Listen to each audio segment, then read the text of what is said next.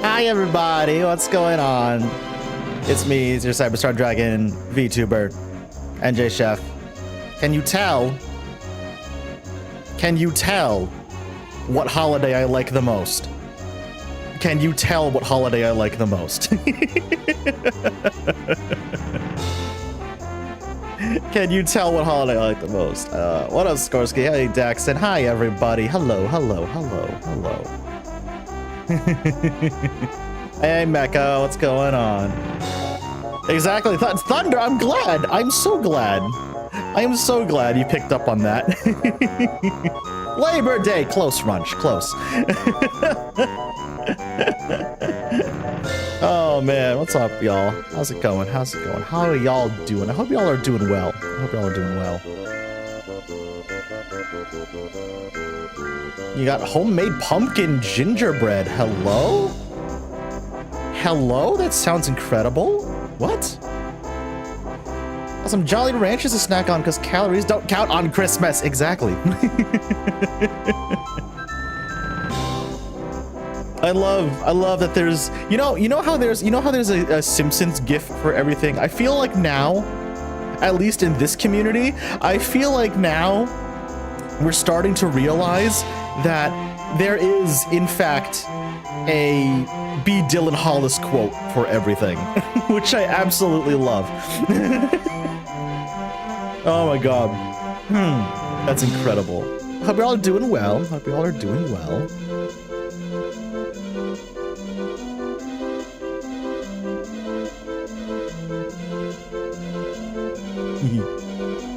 Spirits are up because Godzilla -1 was peak cinema. I can't wait to see it, Mecha. I'm so excited. I cannot wait to see Godzilla -1. Oh my lord. I'm very excited. Very, very excited.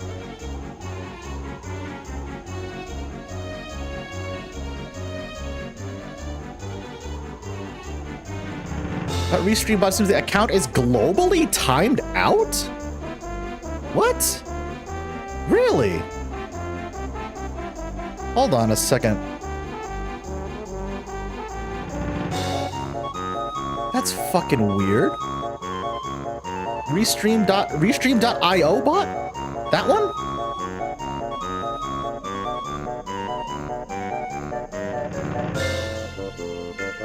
Really? That one?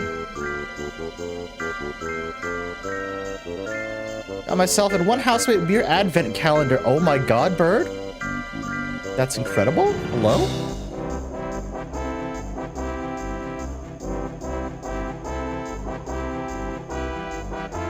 Account suspended or disabled. Nani the fuck? That's weird. Okay, hold on a second. Hold on a second. Hang on. There's a way I can fix this. I think. I hope. Okay, so it's not a meat issue. Alright, that's good. That's fine at least. Alright, don't worry. There's a way I can fix this. There's a way I can fix this. I'm gonna try and do that. I'm gonna try and do that.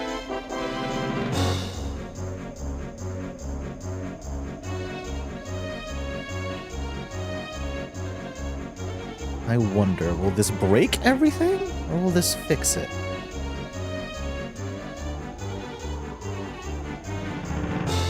I can't tell if that broke everything or not. I can't tell if that broke anything or not. Have y'all seen people down an entire boozy advent calendar in one sitting? I have not seen that. Okay, well, it's broken. God, damn it. All right. I thought that would work. Huh? Wait a minute. Hold on. I think I see the problem. I knew it.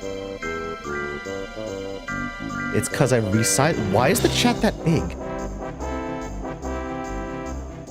Chat, why are y'all that wide? Chat, why are y'all that wide? I don't... Huh? Huh?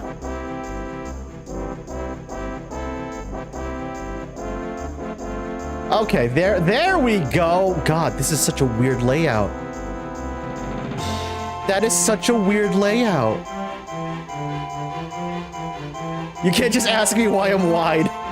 It's a thyroid thing. Wide chat.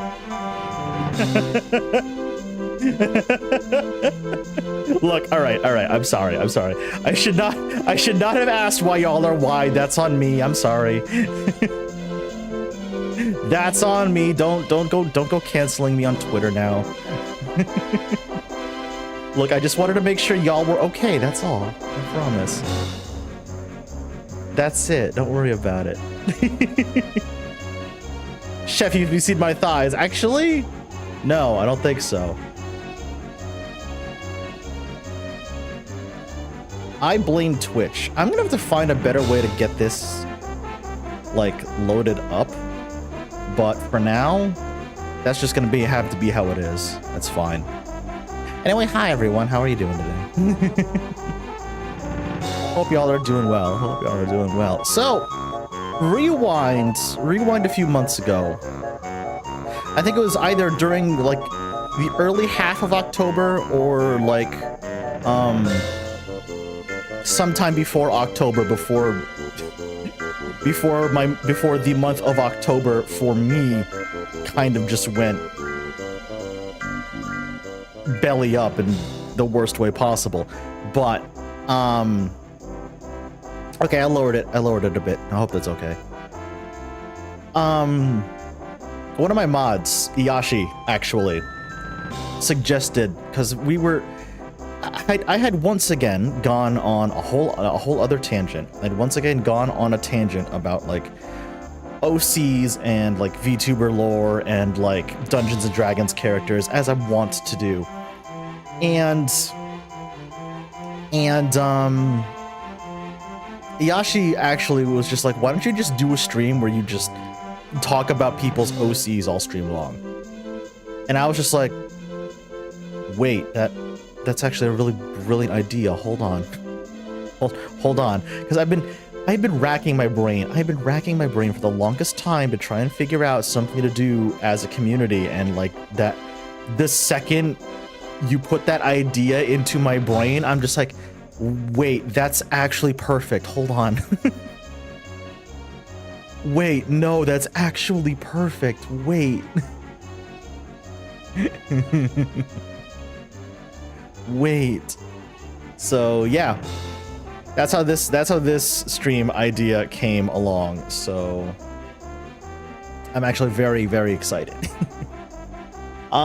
Because I love fucking I love talking about characters that I create, specifically Dungeons and Dragons characters, right?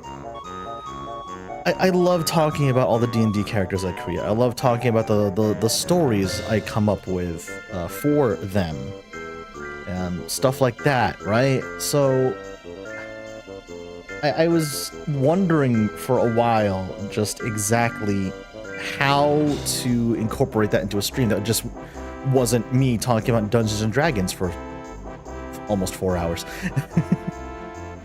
But yeah, no, the second Iyashi put that idea into my brain, I'm like, I like that idea. It's a good idea. It's a very, very good idea, because I just love seeing how creative people are. I love seeing how creative people are. So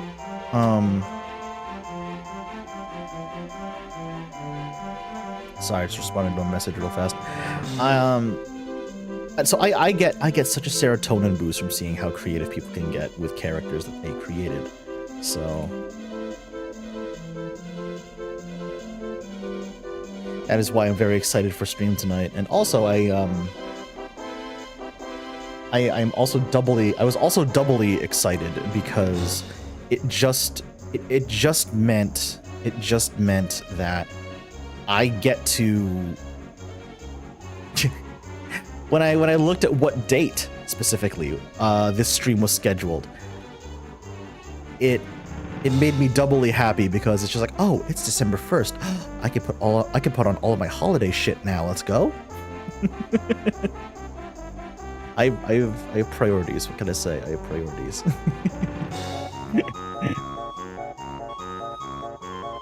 Oh man. I've never played D&D, but I've listened to the podcast and so interested. What podcast did you listen to, Daxon? I'm curious, what podcast did you listen to regarding D&D?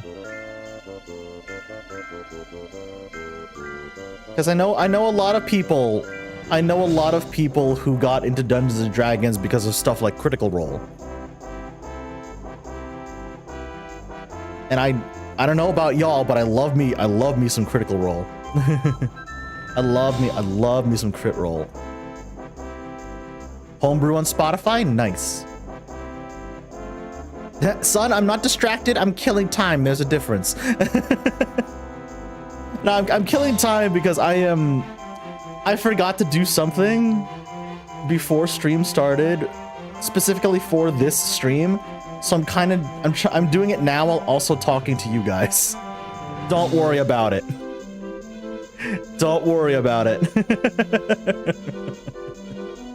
Homebrew on Spotify. Ah, I see. Very cool. Is this for OC's existing things or things you have, or things are developing? Could be either one, Sage. Could be either one. So what happened is, I asked everyone in my Discord and on Twitter and YouTube community post as well to share with me pictures of their OCs, their Dungeons and Dragons characters. If they had a VTuber avatar, show that as well. You know, just so we can talk about them tonight. So many of you put a bunch of entries on the Discord, which I am incredibly happy about.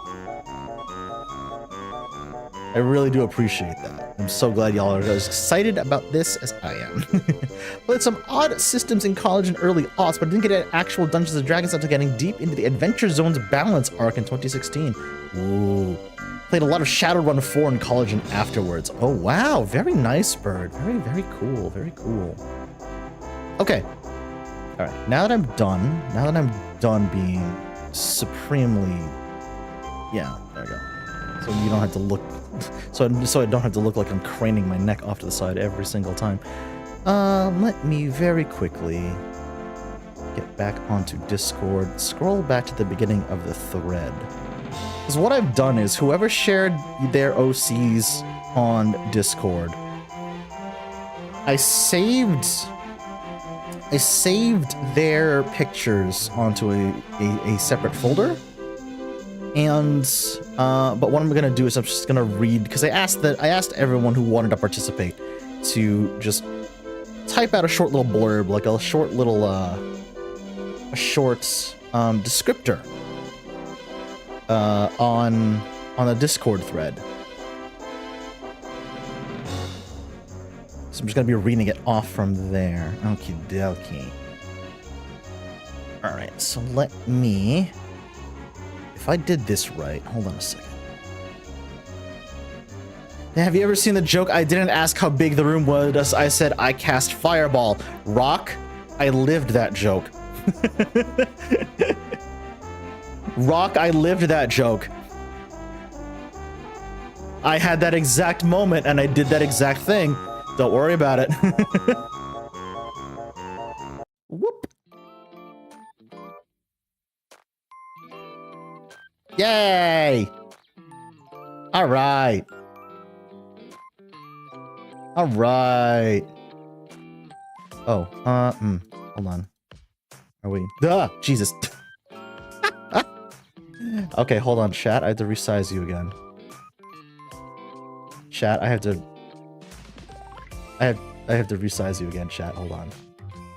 Hi, there you are. I can see you. Now I can see you and y'all can see everybody else. Awesome. Name one problem that can't be solved by fireball. Exactly. Exactly, Yashi, exactly. Okay, da-da-da-da-da. I'm just going through, I'm gonna go through the list in the order that they were posted onto the Discord.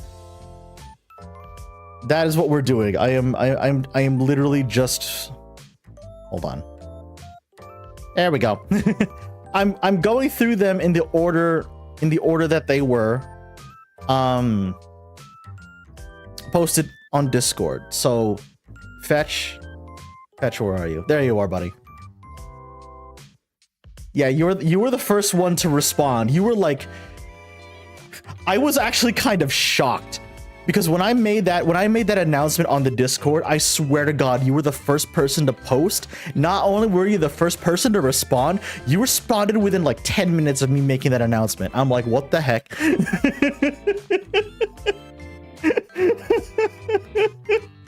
I had to do a double take. I was just like, how is Fetch that fast? How is Fetch that fast? Holy moly. And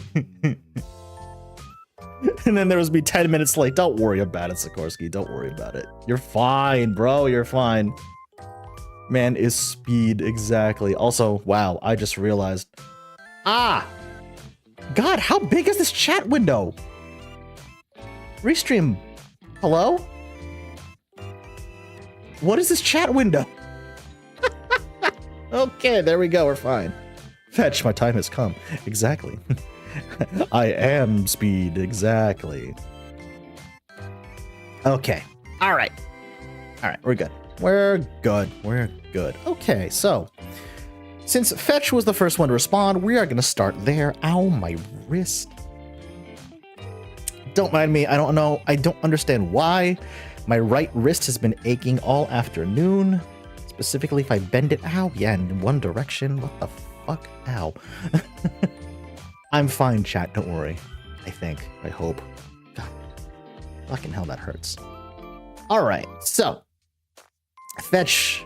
Oh yeah, and the one thing I have to mention, before we continue on, I specified that I specified two very, very important things. Number one, keep it SFW, which all of you did, thank you. And number two, I also realized before people start going crazy, I limited it to 2 entries per person. So if we see, or if you see somebody pop up twice, then that's why. We know how to read, exactly. Listen, Thunder. I am covering my bases here. I'm covering my bases here, okay?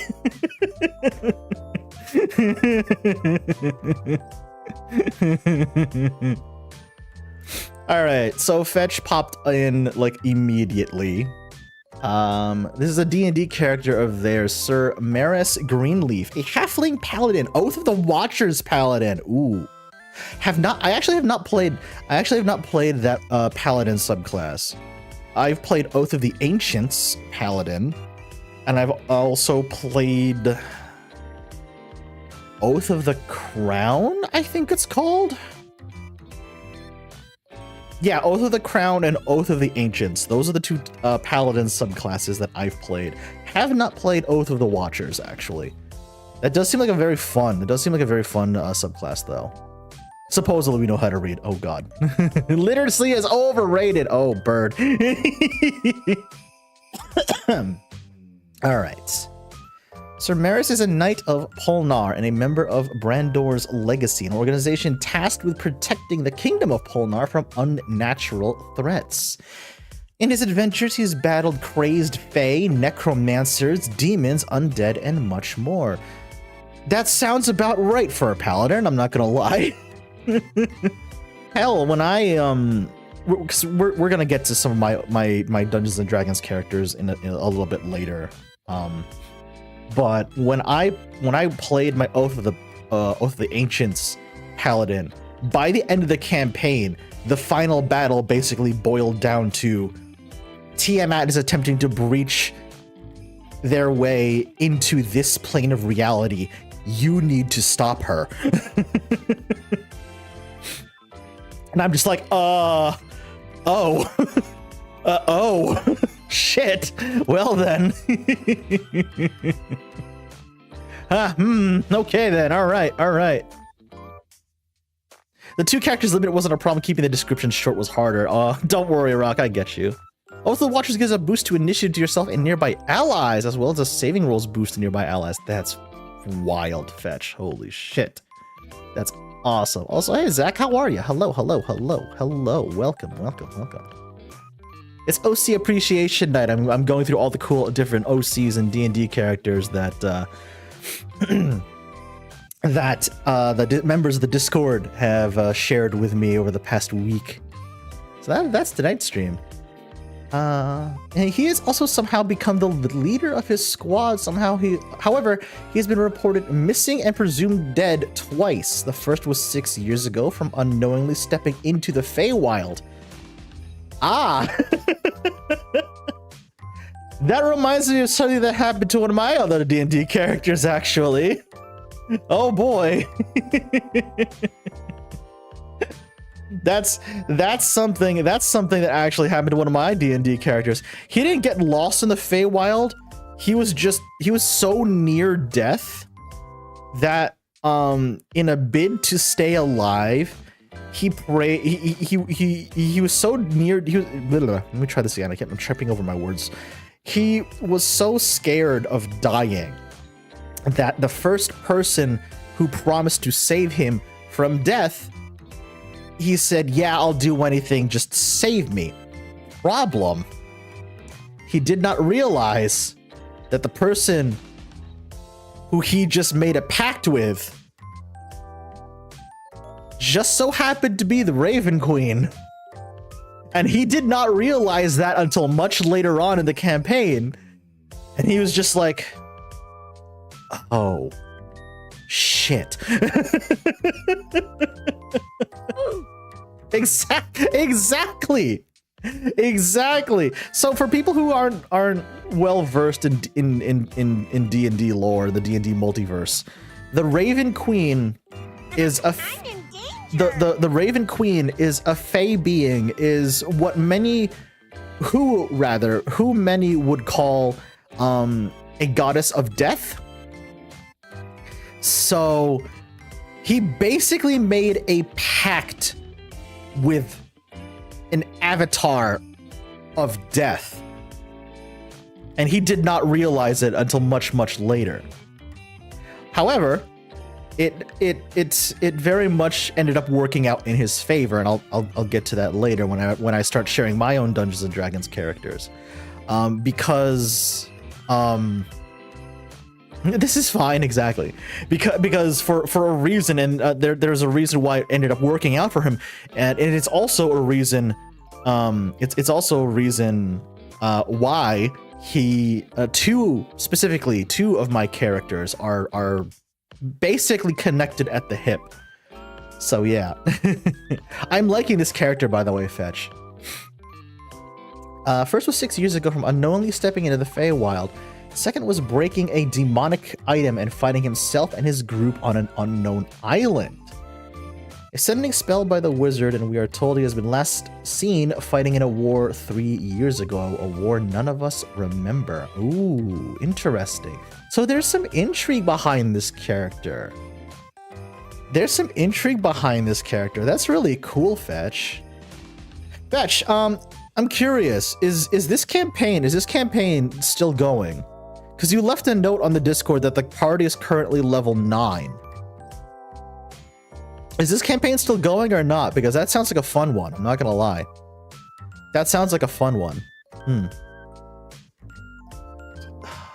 I do so very much like playing as paladins, by the way.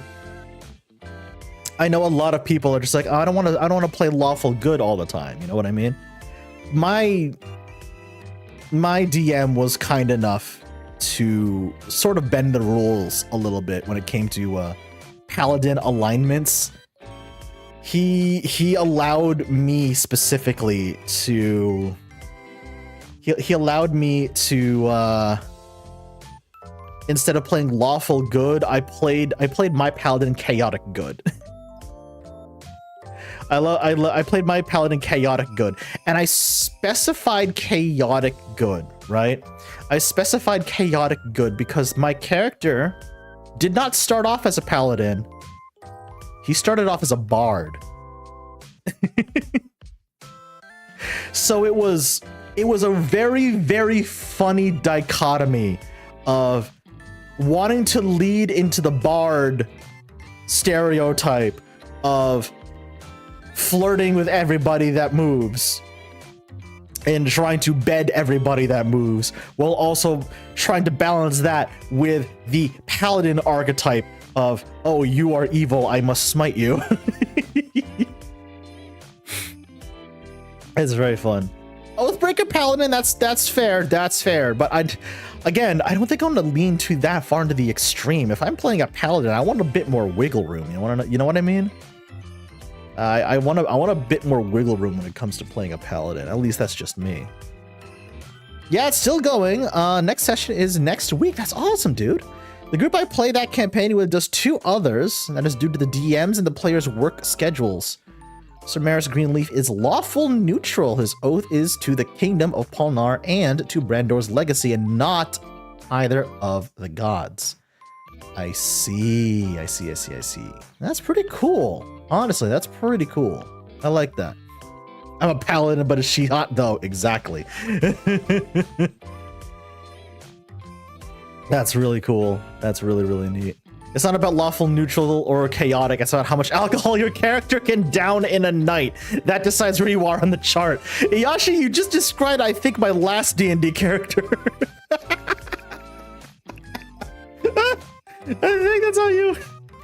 I think that's how you describe my last D&D character. Oh my god. They don't have to be Boy Scouts. Or casting is charisma based. It's not derived from God giving them powers directly, but rather from the strength of their belief, whatever that may be. Exactly, Bird. Exactly. Which is why my character, when I played this character, going from Bard to Paladin wasn't so far of a stretch. So yeah, thank y'all. Thank you, Fetch. That was great. If I remember, you, Fetch, did you put a second? Yes, you did. Okay, hold on. I'm scrolling down because you actually, shared this a little later. Like yesterday. Yeah, like yesterday. Okay. Okay, all right, okay. Well, thank you, Fetch. I appreciate that. Thank you for sharing. Fetch did share another one with us. Hold on. I'm gonna look like I'm like looking over to the side, since because I am. Chaotic Cleric would be harder to believe. You would think that, Rock. You would think that. But there is a cleric subclass called Circle of Wildfire. And a friend of mine played a Circle of Wildfire cleric with what alignment was he? Chaotic neutral. So he basically, his entire premise was, my character's a cleric, but he's also a pyromaniac. And I'm just like, I'm sorry, what? I'm sorry, what?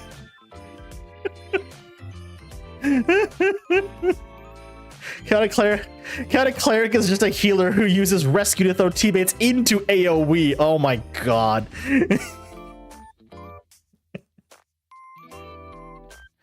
Oh my god. Alright, Fetch shared another one of their OCs with us. There we go. Now I can't... Is this gonna work? Oh, cool. Yeah, alright, that worked. That worked exactly... Well, my hat's in the way, but that worked exactly how I thought it would work. Yay, awesome. They're a firefighter that didn't get the memo they're supposed to put out the fires. Exactly, Runch. See, you get it, buddy. You get it. Okay. Fetch shared another one of their OCs with me. And I can tell already, I love this design. I love the colors mostly because I really like the shade of purple here. Like, legitimately, I love the shade of purple. Oh my god, it's adorable. Hey, don't get me wrong, I love blues. Obviously. Gestures to my hair, obviously. I love blues and teals, but I can appreciate a good purple. This is nice. Honestly, this is really lovely. This is really lovely. Also, the design is really cute as well. All right, let me check. No, I clicked on the wrong Discord server. There we go. Herbal, exactly. Herbal. Herbal. Eliza Magpie Mephit. She travels the multiverse with her look changing in order to fit in. She likes some hypnosis and clockwork. Oh, nice. She talks a bit like Rarity from MLP. Okay, I was starting to pick up on her character already. I get it. I'm starting to pick up on her character already. Also, hi Scratch, how are you? What's up, buddy? How you doing? As she would say, thank you, darling. Exactly. Yeah. Don't worry. I used to. I don't know if I should be admitting to this, but if you scroll back far enough on my Tumblr, around 2010, 2011. Yeah, no, I was there. I was a part of that fandom. I was there. I was there. If you followed me on Tumblr at any point between 2010 and 2013, there were three things I would be talking about the most: MLP, Kamen Rider, and Homestuck. Oh boy. Many were, Chef. Yup. Yup. I see a lot of you. I see a lot of you in chat right now. You were there in the trenches with me. I see y'all. Oh boy. I'm telling you right now, I feel like if a lot of y'all met me back in like 2010, I don't think y'all would have been my friends. I'm not gonna lie. I was insufferable. I was insufferable in 2010, all right? Let me tell you that right now. I was insufferable in 2010. Oh my god. She likes fashion, mostly Victorian, Edwardian, 1950s to 1970s. Why Magpie? It's because she's drawn towards shiny things. It is a slightly bad habit of picking up just whatever happens to catch her eye. She does not steal, but a shiny trinket on the floor or a chair with no one else around, she'll pick it up very quickly. I get it. I get it. I get it. Okay, that's clever though. That's clever, though. Okay. All right. That's clever. That's clever. I really do like the design, though, Fetch. It's very, very cute. The purples and the purple and the gray honestly work very well together. So as I saw a lot of us. Fair, bird. Fair. Entirely fair. Oh, son, I understand. Don't worry. I understand. Well, thank you very much for sharing, Fetch. Thank you very much. I appreciate that. Who's next? Who is next? Oh, I see who's next. Hang on. I see who's next. It's one of my mods, actually. It's one of my mods. It's Warlock. Can I just say,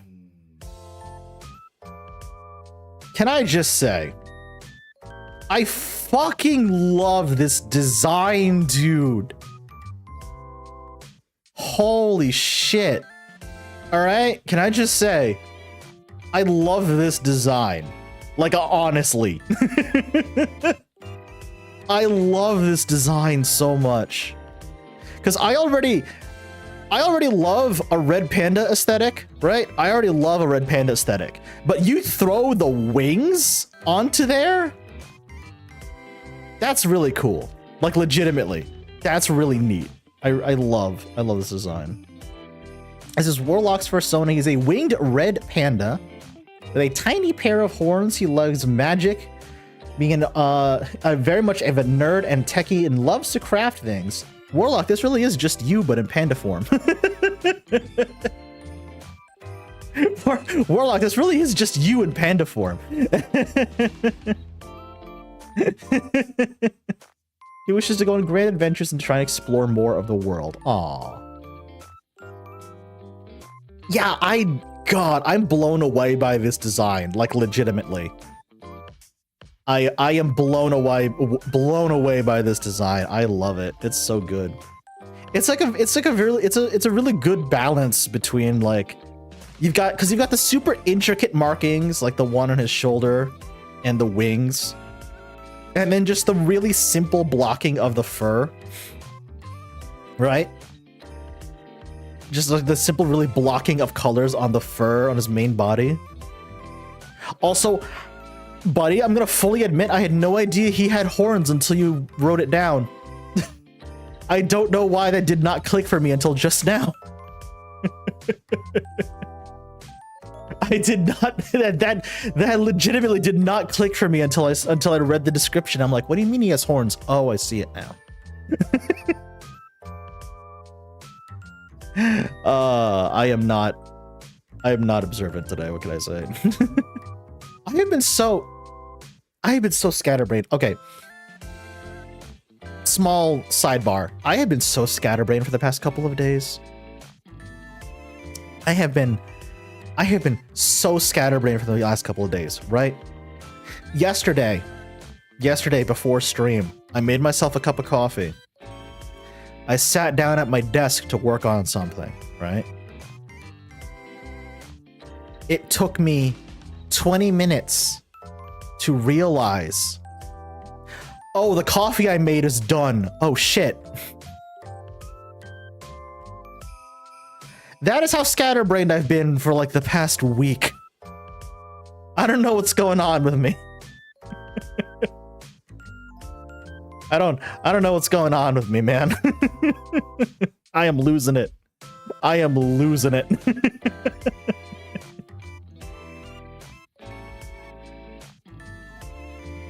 I am losing it. Get the references to the markings will give you a star. Ooh. My brain's getting ready for Christmas overload. Probably, yeah. Still tired from digesting Thanksgiving food? You know what? Yeah. There's a reference to his favorite Ghibli movie in his markings.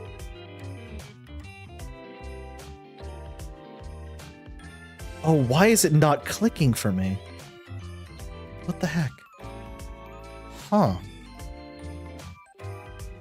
Oh, once again, my brain is shutting off. Damn. I can't, Like, I'm seeing it, but, like, I can't remember the name. Yeah, you can guess, Perso. Go ahead.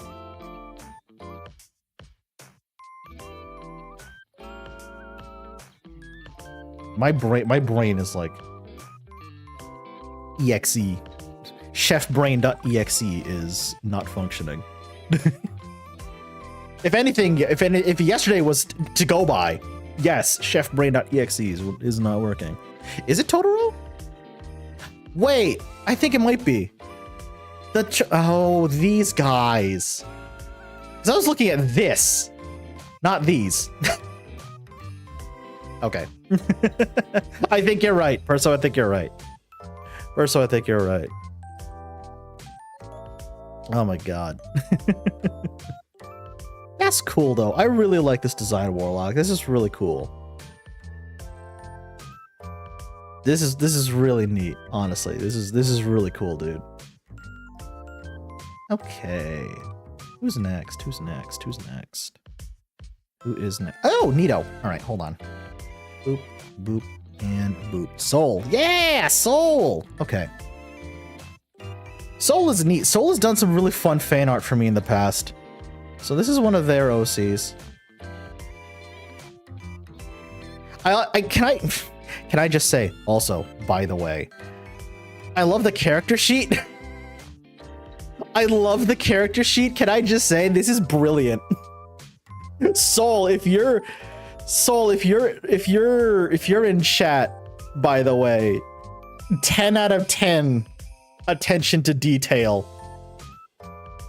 10 out of 10 attention to detail with the character sheet, by the way. Well done. Well done. Well done. I like this. Soul Keeper, Soul for short. My job is to guide lost souls to their rightful place in the afterlife. For the more shy ones, they're given a choice to stay with me and be kept safe within my own dimension. I'm sweet to everyone I meet. Unless you harm one of my friends, then, well, you don't want to know. Oh. Okay, that's really neat. That's cool. That's really neat. I also like the very simplistic design. Says the person who's got a freaking entire galaxy in his hair, but neither here nor there. But I really do like the design. It's really cute. I am a sucker for like chibi art styles. Okay, I am a sucker for chibi art styles, and Soul has done some really cute fan art for me, and I really do appreciate it. Send that blank template in the DMs. I unfortunately do not have this blank template. Oh wait, no, never mind. Hold on. Okay, there's the person who did the template. I'm gonna have to look them up. Later on. Neat. That's really cool. Did Soul write anything else for the description? No, they did not. Okay, that's fine. That's fine.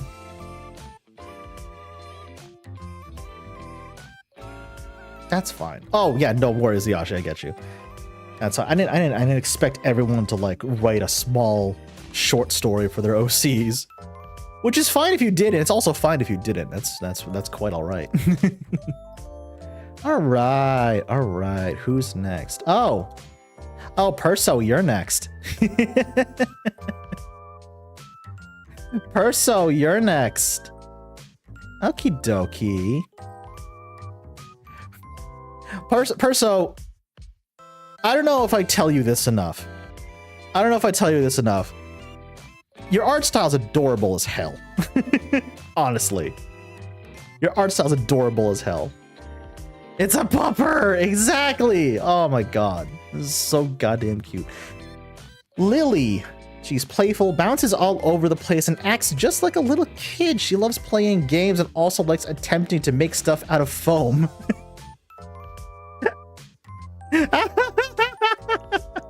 That's adorable. That's adorable. I plan to make a video of my persona's backstory for a YouTuber. No worries, Daxon. That's cool though. I like that. I like how creative y'all are. Honestly, I really do.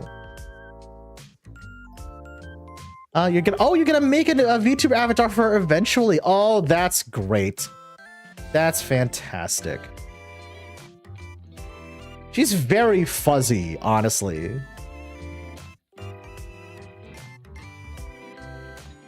That's very cute. That's very, very cute. Oh, clay, not foam. Gotcha. No worries. Lore pending, don't worry about it. Trying to make a plushie version of her right now, actually. Oh, that's really neat. Yo, share that in the Discord when you're done. That's really neat, honestly. Yeah. That's cool. There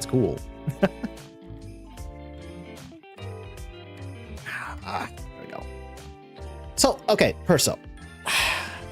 Question.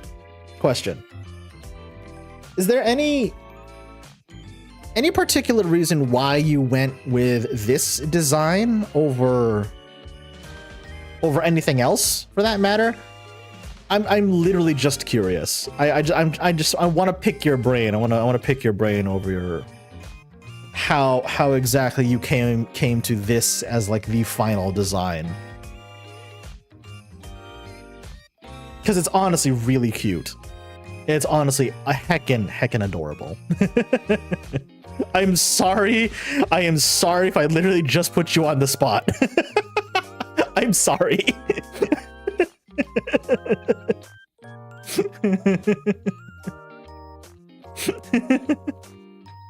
I apologize.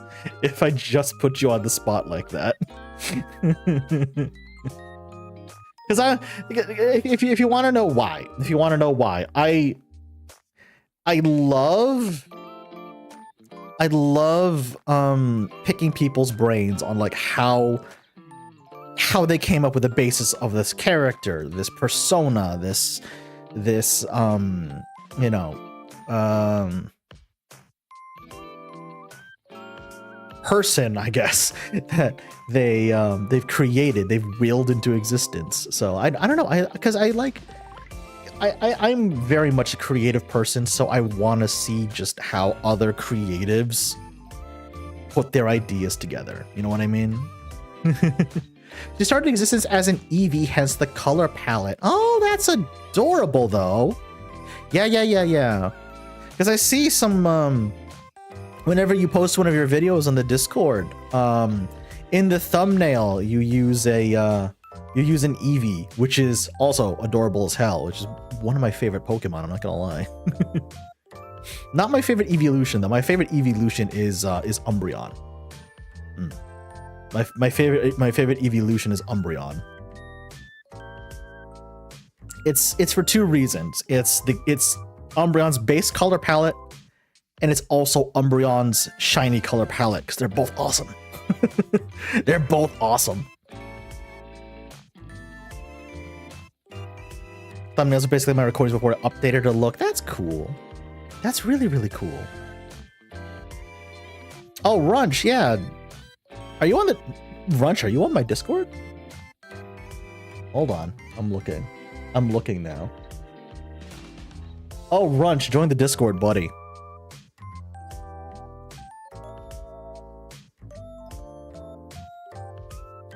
There should be an invite link somewhere on my there should be an invite link on my YouTube page. It's there. Because I scrambled to find it. Hold on a second. Or you know what I could do if I was smart? If I was smart. Hold on a second.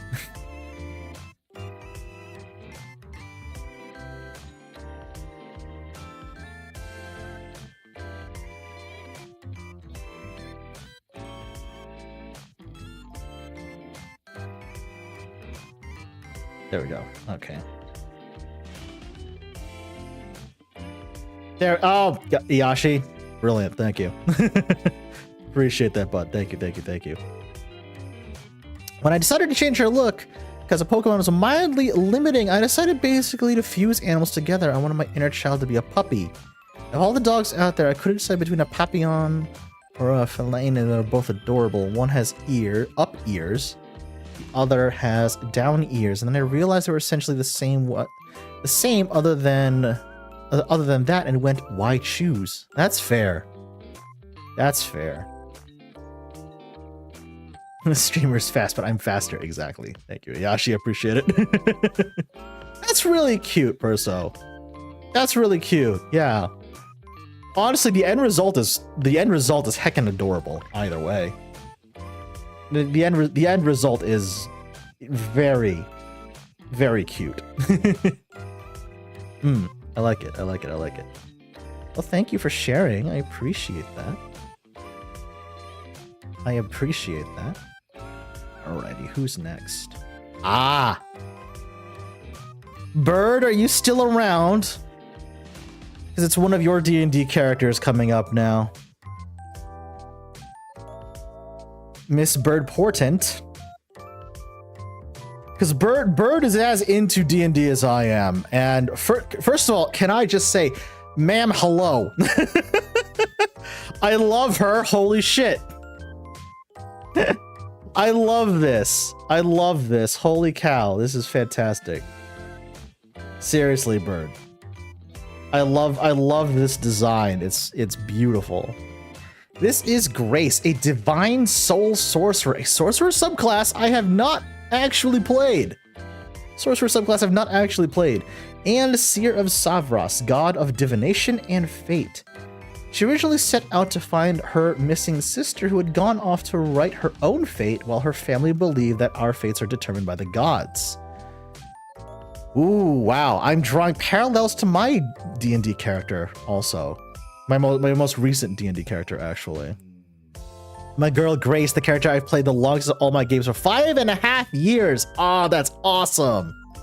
Oh, that's fantastic, Bird. Hell yeah. That's great. That's great. She joined an adventuring guild, got possessed by a necromancer for a while. Oh, God. Made some incredible friends, found her sister, lost faith in her god, found faith in herself, lost her sister again. Oh my god, this girl cannot catch a break. Holy shit. This girl cannot catch a break. But also, Bird, I get it, because what drives character growth more than trauma? I'm guilty of that. I'm guilty of that. Oh my god. I am guilty of putting my characters through some shit, let me tell you.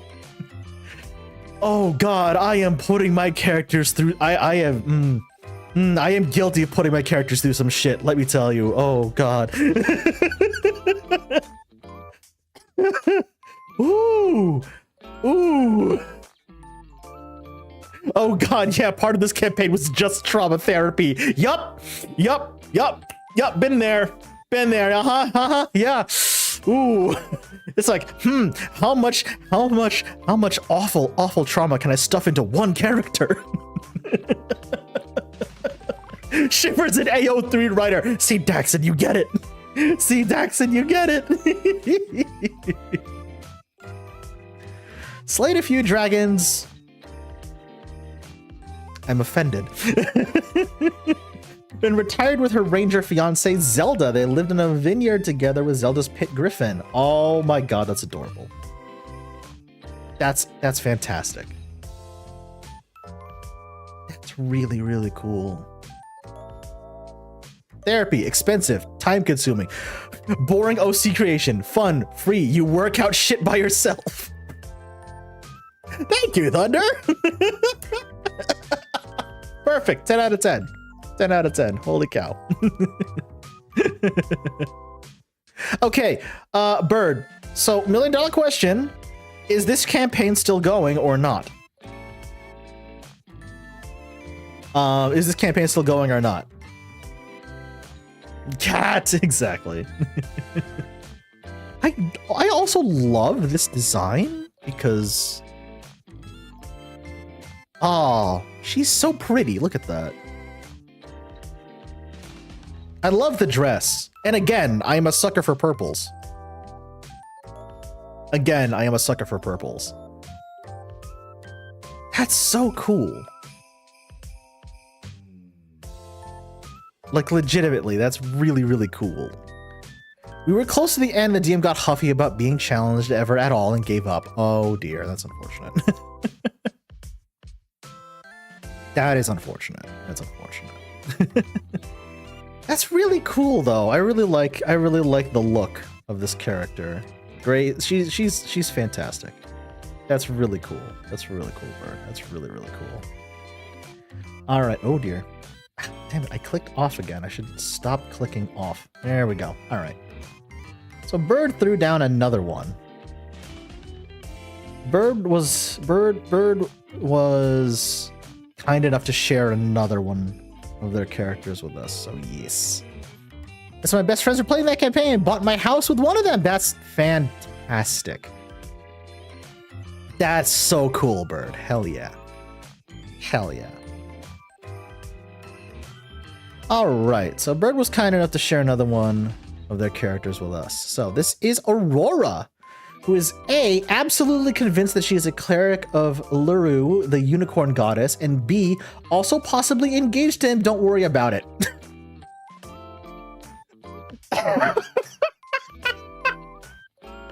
What a character intro, let's go!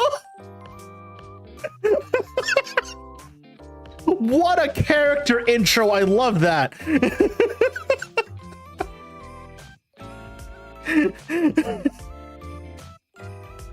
What a character intro. That's incredible, Bird.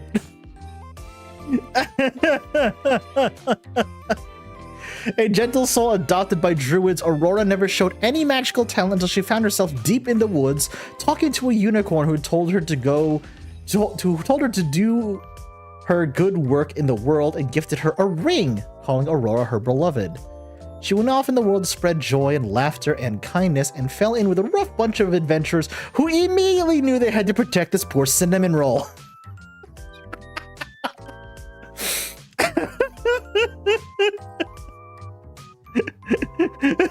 I too would protect this poor cinnamon roll with my life. Oh my god. I love me some demon ladies. Hell yeah. Hell yeah. Hell yeah, let's go. All other players are convinced that Aurora was a cleric, and I made a fake character sheet for the person in-game. However, the DM and I secretly built her as a celestial warlock, which took months to finally come out to the table's general surprise. That's so sneaky. I love it. That's actually pretty fantastic.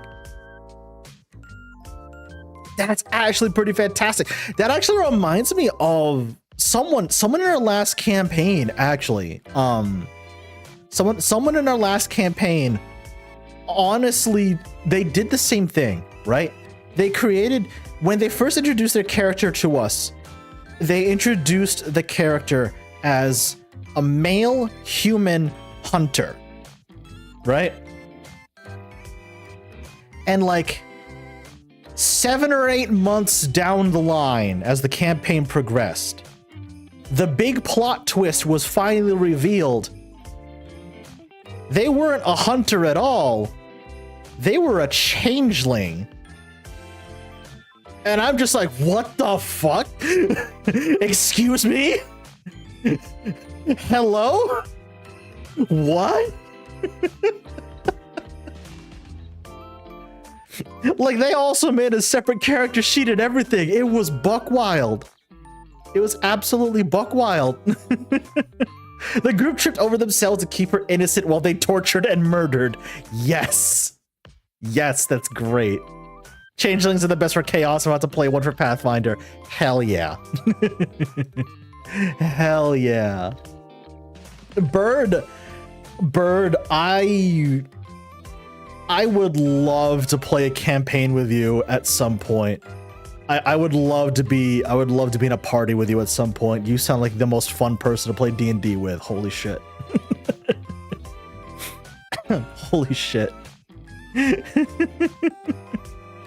Thank you for sharing, Bird. I love both of them. Holy cow. That is fantastic, honestly. That is fantastic.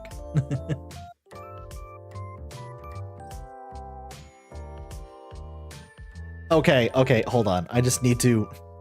I need to read one other note Bird left on the Discord, because this is very funny. You may be noticing a pattern whereby I play mostly healers and support class casters. That's not universally true. I also build defensive tanks who take damage in other characters' places. Lol, yes, I am talking to my therapist about that shit. I have played both a very tanky character. I have played also casters. I've played Paladin, where I literally have jumped in front of multiple other people to tank damage for them. But if there is one unifying characteristic, with one exception, there's one exception to this, but if there's one unifying characteristic in the majority of characters that I've played, is that they're all kind of himbos. They all very much have a one-track mind and are almost just ever so slightly oblivious to what's going on around them. Oops, all himbos, exactly. Exactly. Bottom or service top. All right, who is next? Ah! Son, are you still around? because, oh my god, I love this design. Holy cow. That's great. That's fantastic. Like, legitimately, I love... Okay, first of all, as one of my favorite Legend of Zelda races, I love Zoras, number one. Number two, this is really cute. This is really adorable, like, legitimately. Oh, they're streaming OC. Oh, that's cool. That's cool. This is Jaya, a female Zora with a few secrets. Her personality is complex. Mostly chill, but she can go from 0 to 10 in a matter of seconds. Fair. Okay. Yeah, understood. I get that. Naruhodo. She stands roughly 7 foot tall, and though her frame seems thin, she still has a Zora's strength.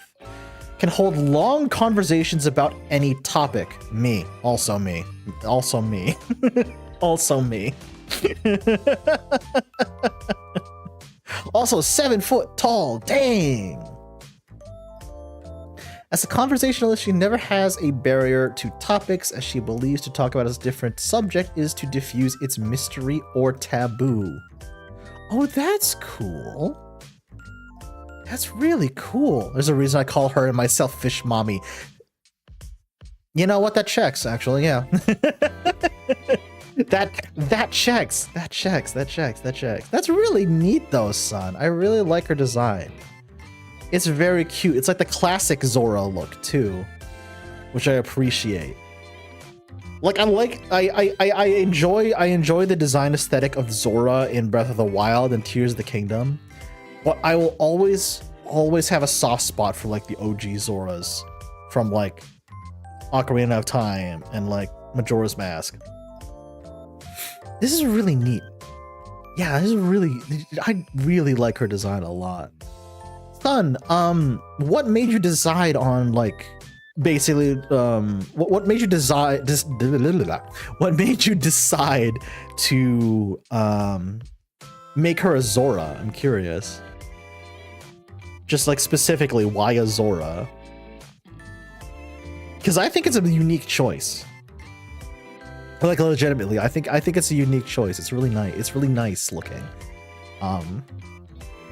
You could do a lot with the design too, which I see you've done. It's great. Who did this artwork? I'm curious. You put it on the... Yeah, you did put it on the Discord. Oh, Makari! Oh, that's cool. I know Makari, yeah. Nice. Like, I don't know them personally, but I know of them.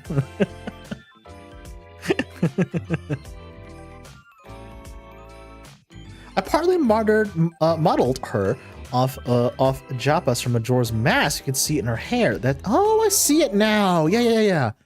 Had a love of the sea for as long as I can remember. When Ocarina of Time released, I knew I'd found a home in the Zora. Oh, that's really neat, son. Oh, that's cool. That's really cool. Yeah. I like that. I like that a lot. She's fantastic. She's fantastic. I could see myself having a conversation about anything with her. Yeah. That's great. Thank you for sharing, son. Thank you. All right, who's next?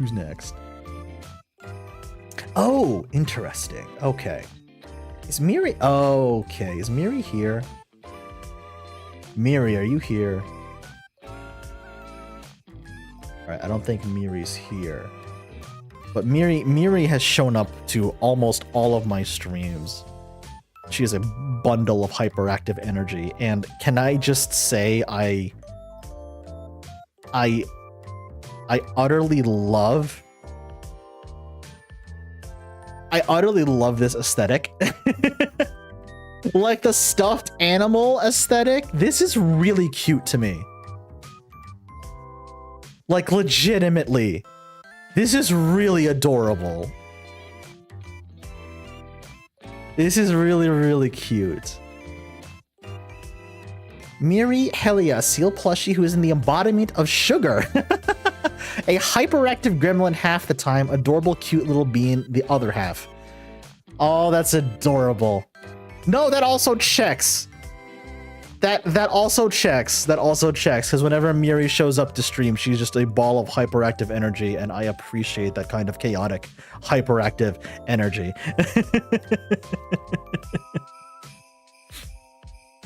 Oh yeah, no, Rock, I remember that. I remember that too. Yeah.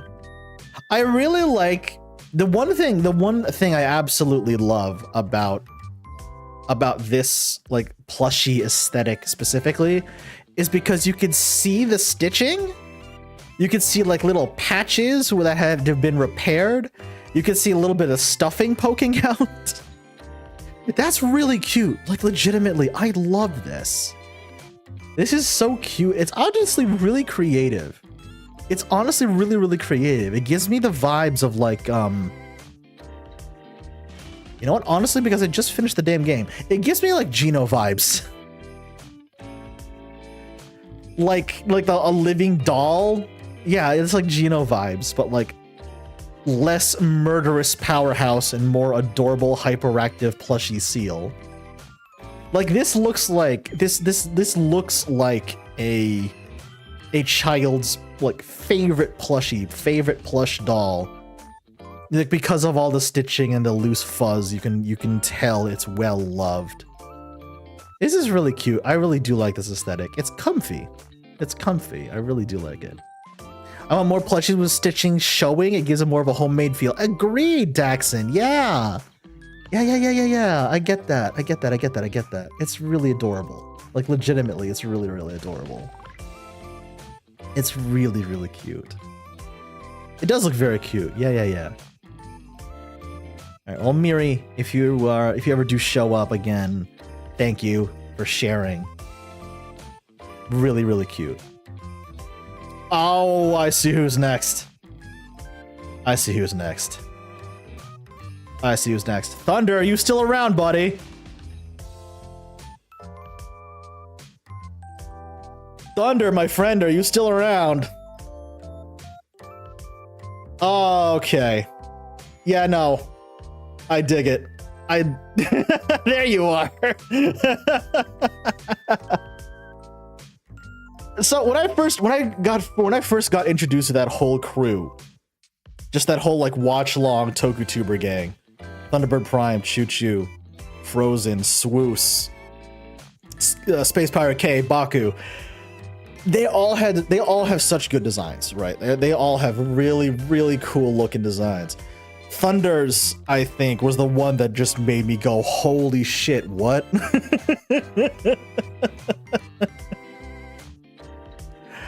Thunder's was the one that made me go, bro, what? That's awesome.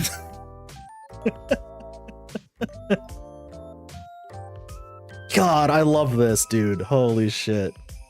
All right, let me put up what you shared on the Let me pull up what you shared on the Discord. All right. Meet Zach Harukai. Or Hakurai. Hakurai.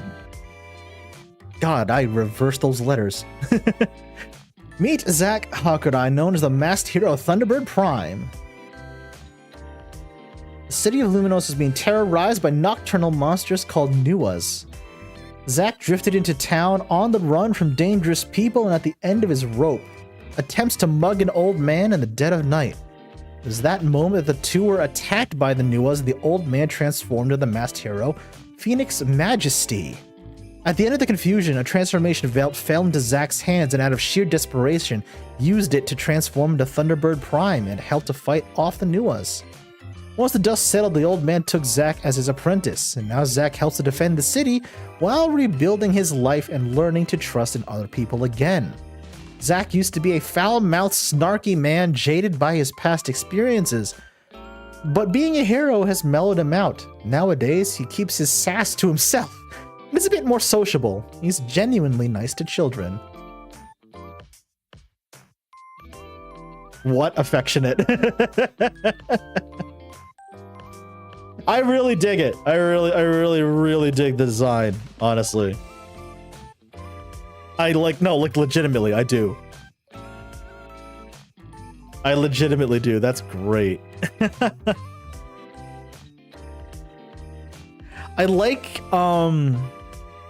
like the armor panels specifically. Because I'm a fan of like shoulder pads or pauldrons that sort of flare out a bit, which is really cool. The henshin belt is also very good. The henshin belt is also very, very good. The henshin belt is also very, very good. Zach's base design is also really cool too. My hair IRL is also very quickly approaching this length.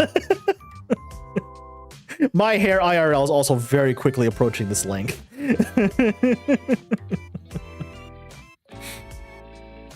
That's really neat though. The Odagiri effect still holds true, absolutely. The Odagiri effect lives on to this day, are you kidding me? Thunder, did you come up with the armor design yourself? Because if you did, dude, that rules. Like, legitimately, it's really good. It's very, very good. It's very, very good.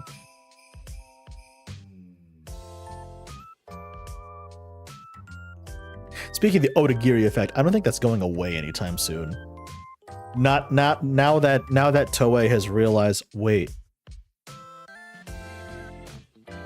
If we hire more hot men, then more women will tune in. That's why I'm convinced the Odagiri effect is never going away. It's never going away.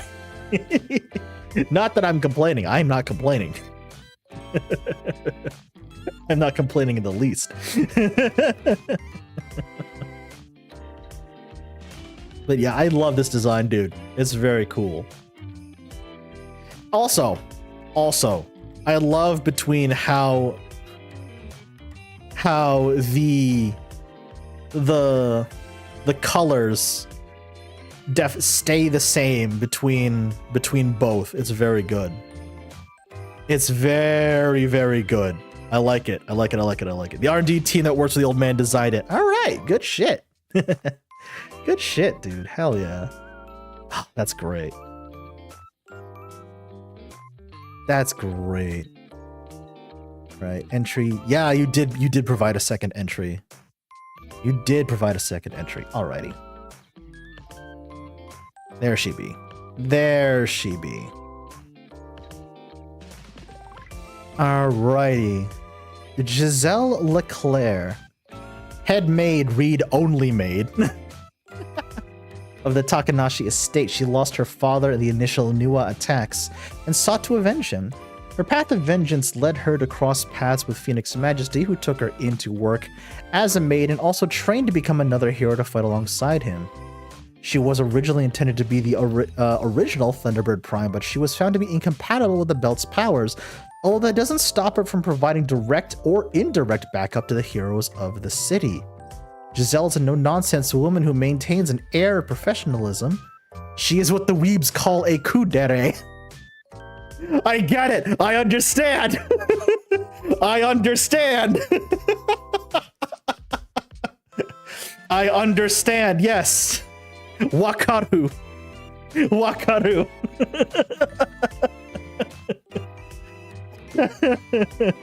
I get it. I understand.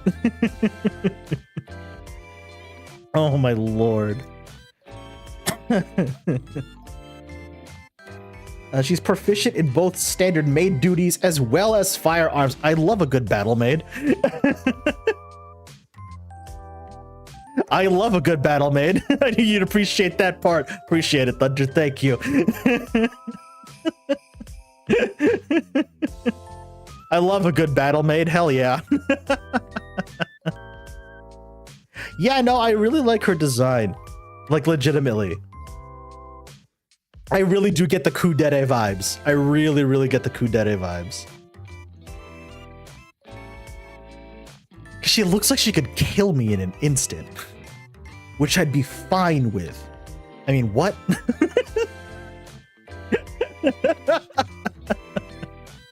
Somehow imagine she fights off home invaders by throwing furniture at them all with a completely straight face. Fair, Rock. Fair. Roberta from Black Lagoon. I've not seen Black Lagoon. Don't worry about it. Thunder, don't worry about it. Thunder, don't worry about it. Thunder, don't worry about it. I really, jokes aside, I really do like her design. She's really cool. She's really, really neat. I love when people go all out in world building. It's pretty fantastic, honestly. I love when people go all out in world building. It's so cool. It's so cool. Cause like to me, if you can make a world or a setting that you created, if you can make it feel alive, if you can make it feel like it's more than just a place for characters to interact. If you can make any world or setting that you've created feel like it's a living, breathing world, a living setting, then yeah, you've hooked me. You've hooked me. Good stuff, Thunder. Thank you for sharing. Appreciate it. Roberta, yes, in the I would never want to face her in a serious fight kind of way. Understood. Understood.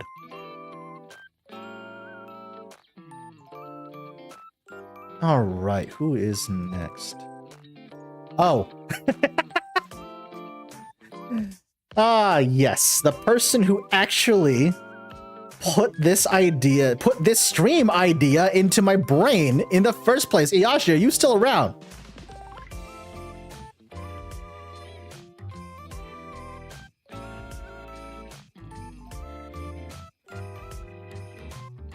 I love this character so much. I love this character so much. Look how adorable she is. Look at how freaking adorable she is. Holy shit. This is Ayashi's OC. I know you do. Ha ha ha ha. Shush you.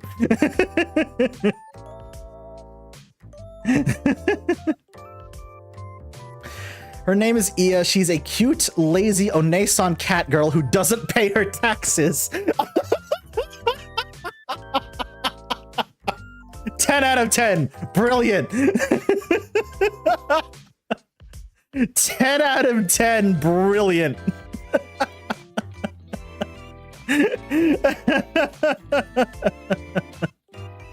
Fantastic. Fantastic. Oh, I did not even know that was an option. Oh, okay. Go on, taxes aren't real. No, they're not. No, they're not. You're not responsible for taxes if you're not human. See, Sun gets it. See, Sun gets it. Sun gets it. Sun gets it. Sun gets it.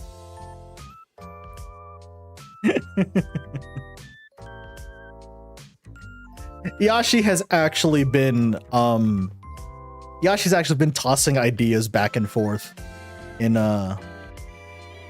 private with me about like, how the hell do I flush out this character? I'm like, okay, hold on.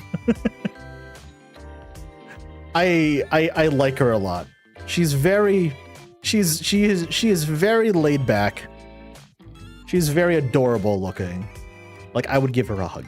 I would give her a hug and a head pat. Maybe at the same time. Maybe at the same time. She's very cute. She is very cute. She is very, very adorable. I also like the pink. The pink hair is very good.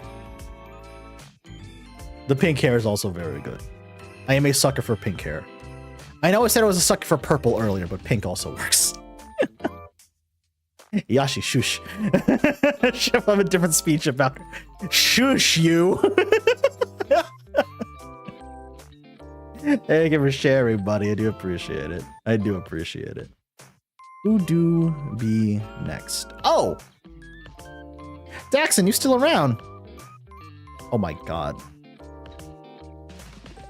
He's adorable! He's adorable. Look at him. Daxon, there you are. Hi, bud. There you are. Oh, he's adorable. I just want to pet him.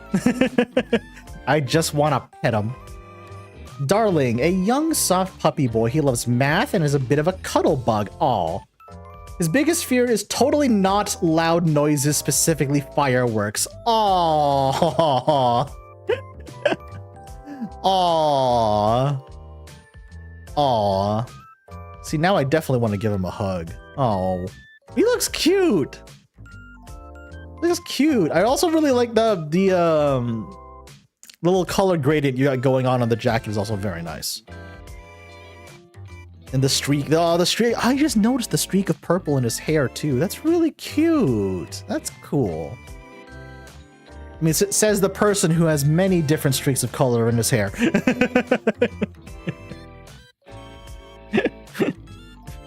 There's a pattern going on right now. Okay, can you pick up on it? Can you pick up on it? His backstory is actually a little bit sad, but too long to type out. No worries, Daxon. I understand. I understand. He looks like a good boy, though. I like him. I would give him a hug also. I would give him a hug also. That's really nice. That's really nice. Thank you for sharing, man. Thank you. Thank you. Who is next? Who is next? Oh, Rock! Rock, you're still around. Because I saw you in and around. Protect the Simonium roll. Exactly, son, exactly. Rock, I know you're still around. I literally just saw you. There you are. There you are. Yeah, Rock was kind enough to share both pair of their OCs with us. Pardon me 1 second. I am just doing a really big stretch right now. Oh! Ooh, wah! Oh! Oh! I was stretching and I just heard something pop in my right shoulder. In a good way, though. Ooh, wow, how long was that there? Oh, never get old, kids. Oh, never get old, kids. Wow. Never get old, kids. Never get old. Oh. Whew. Okay, we're fine. I'm fine. I'm totally not falling apart because I'm getting old. Don't worry about me. Don't worry about it. Don't worry about it. All right, let me pull this back up again.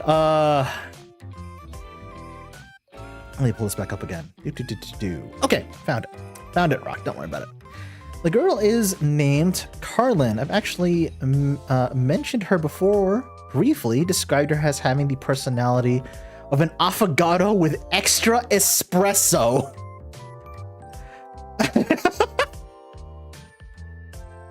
I kind of unironically love that descriptor.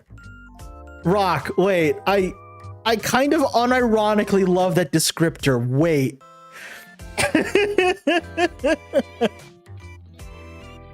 I kind of unironically love the descriptor. That's incredible.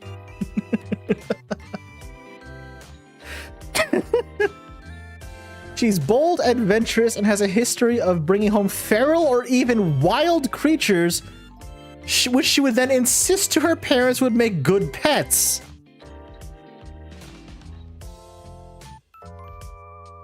Ha! Rock, I have questions. I have questions. Also, Fetch, wow, I'm sorry to hear that. Rock, I have questions.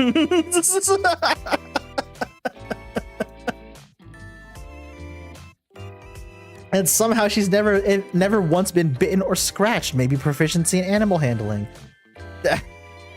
I would hope so? Question mark? That is a very, very specific skill. Holy cow.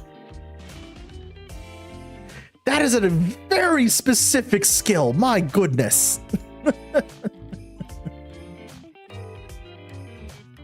The boy is her younger brother who currently doesn't have an actual name, and I've just been calling Courage, as in Courage the Cowardly Dog. I can see it.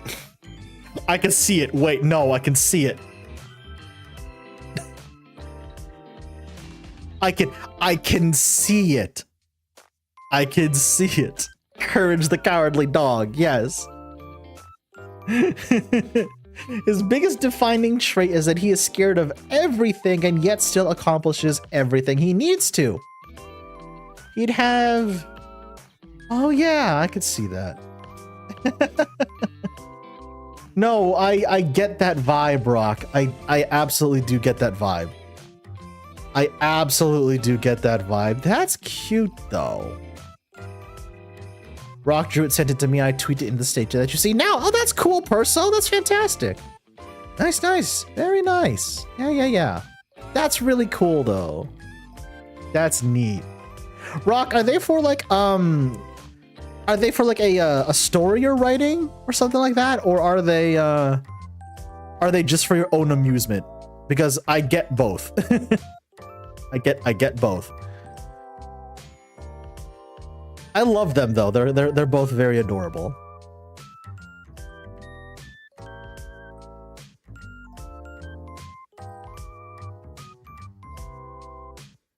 God, I honestly love how just goddamn creative you all are.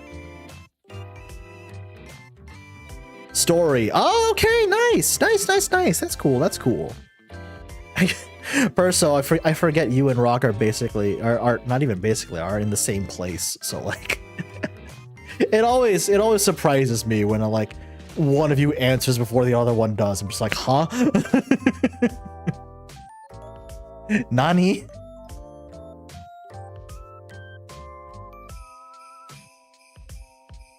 Or not, we're just twins. Also fair. Okay, no, that works too. that works too. That entirely works as well.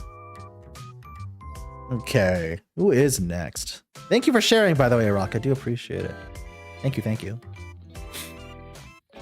Oh, hey, Sikorsky, you still around?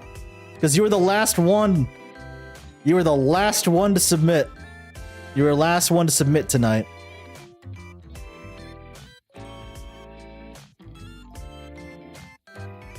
Awesome. Can I just say I love this? Just this right here.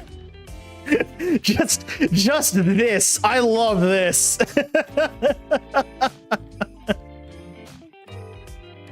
Just this. I love artwork like this. It's so good. It's so good. All right. Let's see. The One Piece is real. We have so many redraws like that. It's very good, dude. Honestly, it's very, very good. All right. Let me pick through this here. David Green was a character that I made that was supposed to be a side character for a Minecraft D&D that I was running a few years ago. He did what most side characters do best and ended up stealing the spotlight with my players. So he quickly hijacked the storyline and became the main character of the campaign, spawning many memes. Nice! Oh, I love that. Oh, that's fantastic. Hey, Comey, how's it going? How you doing? Oh, dude, that's great. Hang on a second. General David Green was originally a humble farmer living in the countryside of the wilderness, an untamed land claimed by the Empire. After continuous disagreements with the local government, Green found himself at the helm of the negotiation table on behalf of the colonists settling within the wilderness. His leadership quickly turned into armed rebellion after the Empire attempted to massacre his peaceful movement in the fateful Yukon Creek incident. Fearing retaliation from Imperial forces, he and his 3 lieutenants, Lieutenant Charlie the Woodsman, Lieutenant Anton, and Lieutenant Noble, fled with their ragtag group deeper into the wilderness. The players eventually stumbled upon the group now named Green's Army, following soon after they had a spar with Imperial forces near Camp Alexis, their home base. The lieutenants scattered and the army was split. The players work to help the army recover, bringing the lieutenants back into the fold and helping to fortify and build up strength. Sikorsky, I need to say, I love seeing this evolution of like what is clearly meant to be a side character, what is clearly meant to be essentially as an NPC, and just blowing up into like having his own story as part of the main campaign. That's really cool, dude. How long ago was this campaign, or is it still going? I'm curious. Because that's just really neat, dude. That's really, really cool. It's just survived the day and about to eat dinner. Oh, get some food, Comey. Get some food and rest. I feel you. I feel you. But yeah, welcome, Comey. We are, this is an idea one of my mods put into my brain. It's basically OC Appreciation Night, where people have submitted their OCs, their D&D characters, their VTuber characters or avatars, and just show them off. Like, this isn't a ranking or everything. I just love seeing how how creative my community is. I'm stumbling all over my words tonight. Started in 2020, ended early 2021. A lot of the campaign recorded on my YouTube channel. That's awesome, dude. Hell yeah. Nice, dude. Nice. If you want to link your YouTube channel, by all means, go ahead. Go ahead, drop a link. I should have links enabled. Do I? I should have. We'll find out soon enough.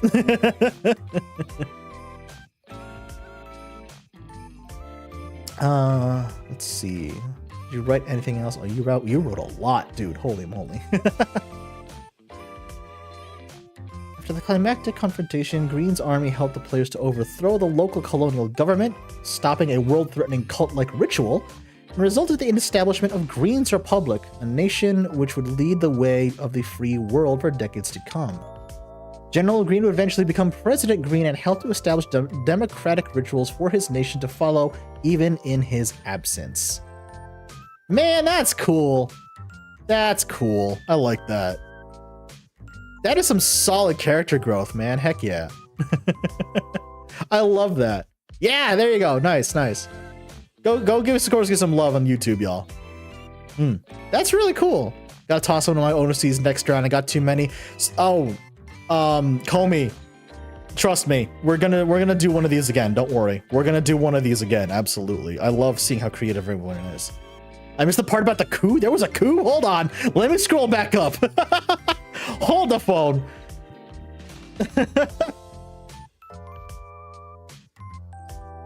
Oh god. Okay, yeah. Wow, I missed a chunk. Sorry about that. Not long after, however, it became clear that some of the army's materials have gone or were going missing, and it came to surface that each of the lieutenants was going behind one another's back in order to undermine the other.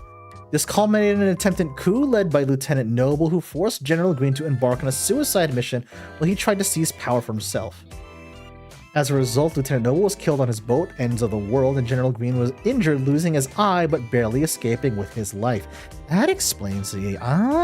Okay, that's cool. Yo, very nice. It was like the most emotional part of the campaign. Oh, I can imagine. Yeah, I can imagine. That is crazy. That's absolutely wild. Yeah, no worries. I definitely want to do another one of these again at some point, because I love seeing how creative you all are. And I believe, yeah, Sikorsky was the last one to submit an OC before the deadline. The deadline, which I made midnight, actually. Midnight, again, midnight my time, because I know time zones are just weird. Time zones are weird. Yeah, no, definitely. If you've got more, if you have more to add, we'll definitely do another stream like this. We're not done with stream, by the way. No. We're not done with stream, because I definitely want to show off some of the D&D characters I've made, because I love seeing how creative you all are, and which also makes me feel creative. It gets the creative juices flowing, as it were. So we're gonna I'm gonna take a very quick break because I need something to drink and I want to stretch my legs for a bit. So yeah, first of all, thank you all so much to everyone who participated. We are definitely doing another stream like this. Yeah. So just give me a moment. Campaign also spawned off like several spin-off stories I wrote. Oh, dude, that's awesome. Hell yeah. Nice. Yeah, absolutely. All right, we'll be right back. Y'all stretch and hydrate as well, and I'll see y'all in a couple of minutes.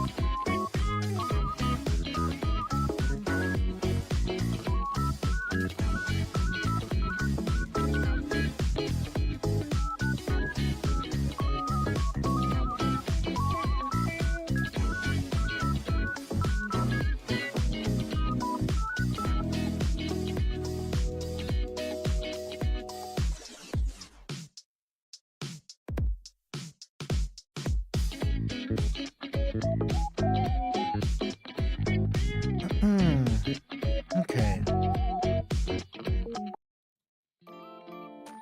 Chat, I'm back. Hello. Are you ready to talk about D&D characters? Because I'm always ready to talk about D&D characters. For better or for worse, I'm always ready to talk about D&D characters. Okay. So.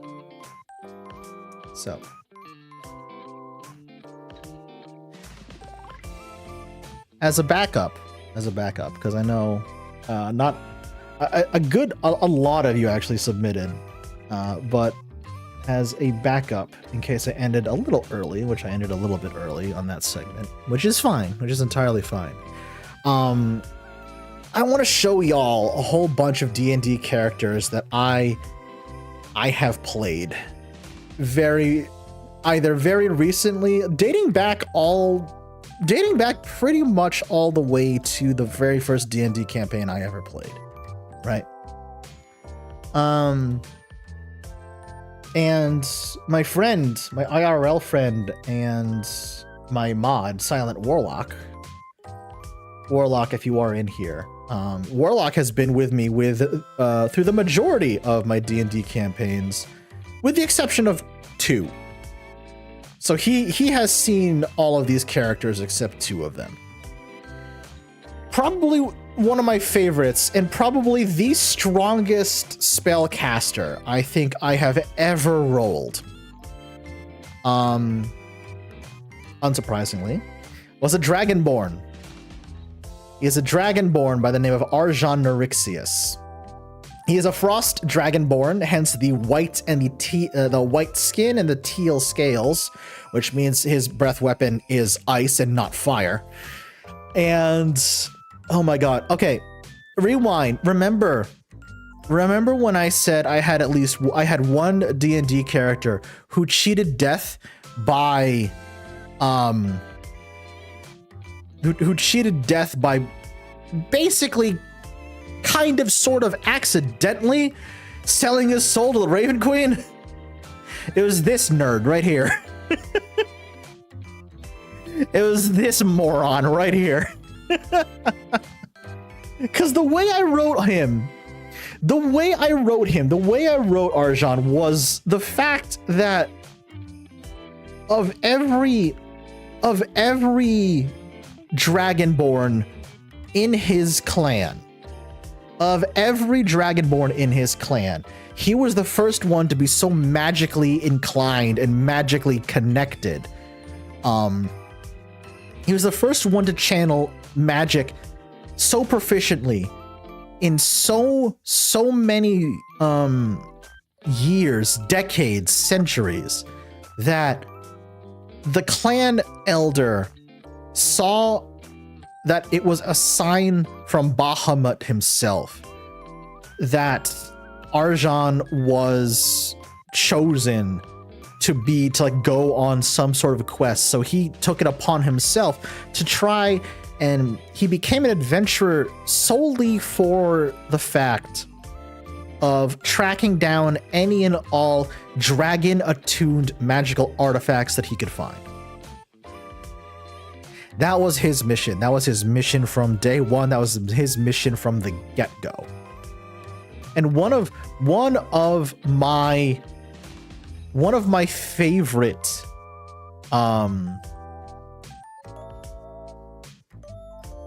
Frost Dragonborn Sorcerer.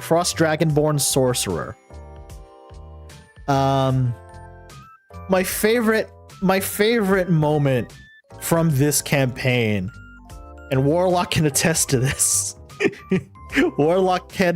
this. My favorite moment from this campaign was we were cornered in a room full of goblins. And they were being led by these orcs who were at the other end of the room, right? And we were outnumbered something like 5-1. That's how many goblins there were, right? When you get high enough rank in Sorcerer, you get access to something that's called meta magic, which is a way for you to basically tweak your spells and give them different effects. There was a way I modified Fireball, because of course I had to cast Fireball. I modified Fireball in such a way that I could cast it twice. Once as an action and once as a bonus action. There were no goblins left anymore.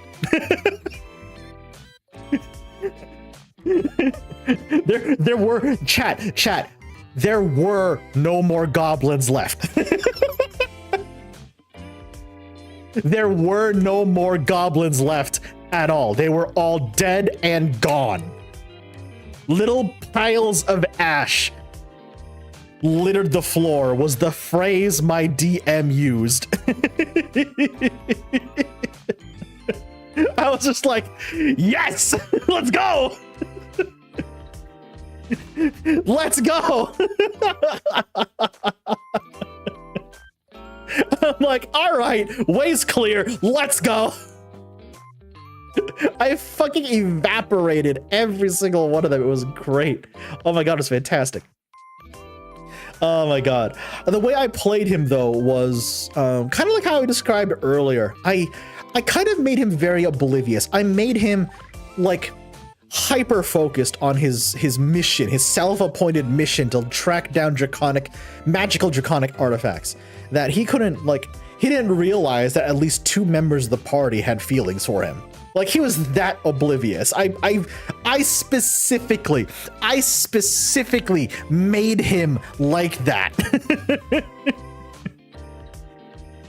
So that by the time he figured it out, and by the time the gears finally clicked in his brain, he was like, Wait, huh? What? Wait, what do you mean? Huh? Hold on, go run that back again. What? This poor boy. This poor boy. This poor boy was so goddamn oblivious to the world around him.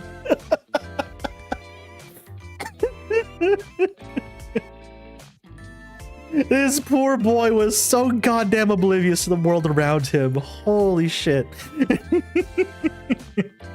I love him though. He's an idiot, but he's my idiot, and that's why I love him. He's an absolute buffoon, but that's why I love him. What can I say?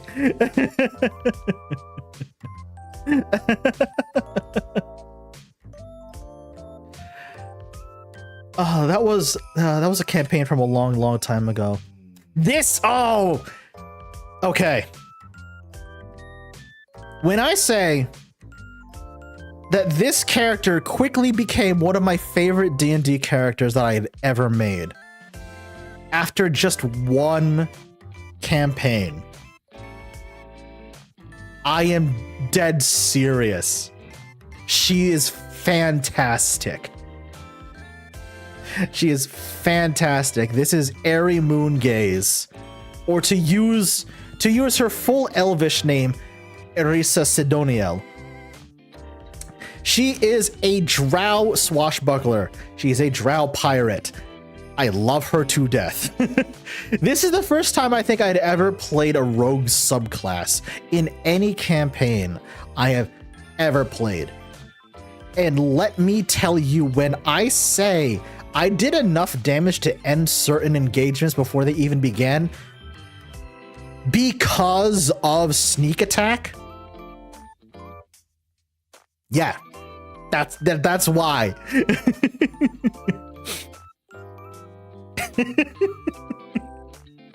That's why. She's absolutely hilarious. I had such a fun time playing this character. Oh my god. I had such a fun time playing this character. She is okay. So she's a drow or dark elf, however you wanna, whichever racial moniker you want to use for her, right? She's an elf. I made her. Oh, how tall did I make her? 6'7".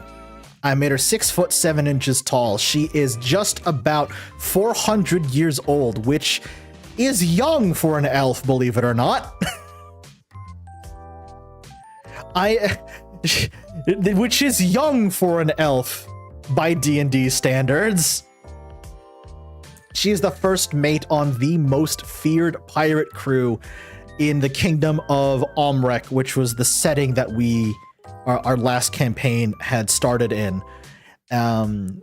She was the first mate of the Grey Spectres pirates, and she was a force to be reckoned with.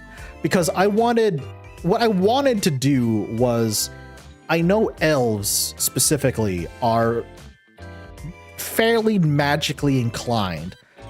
I wanted to sort of subvert that expectation.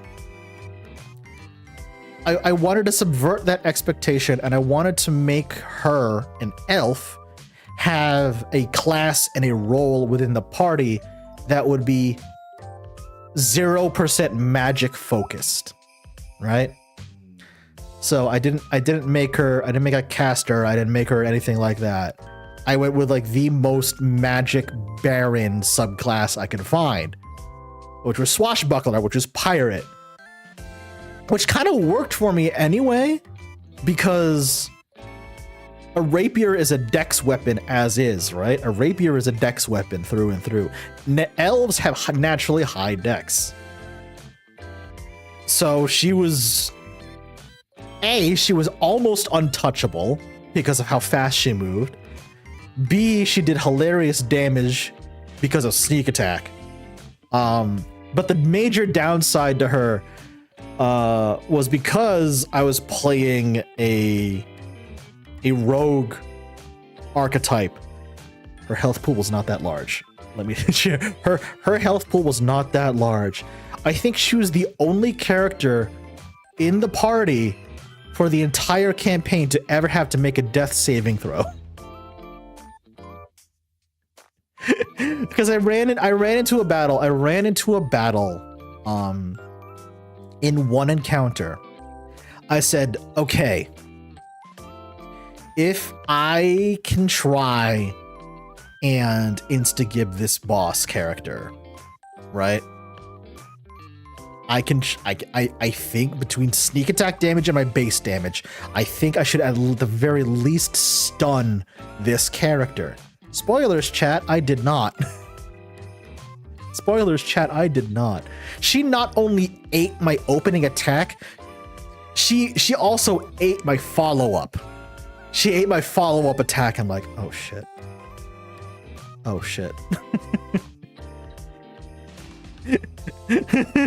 One round of combat later, I'm rolling a death saving throw. I'm like, ow.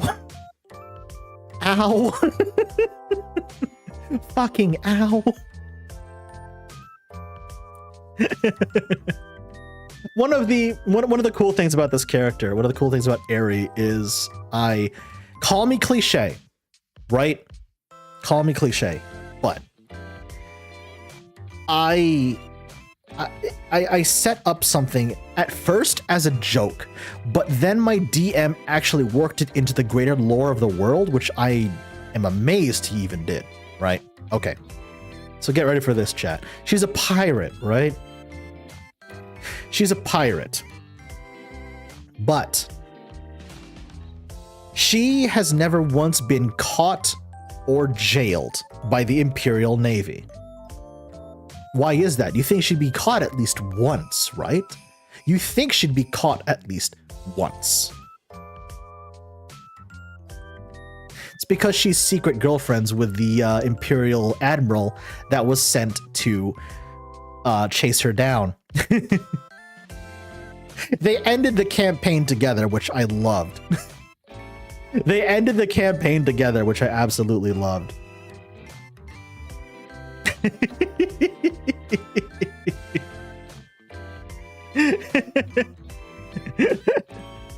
She's the way I like to describe Eri is she's very tall, very gay, and will kill you without a second thought.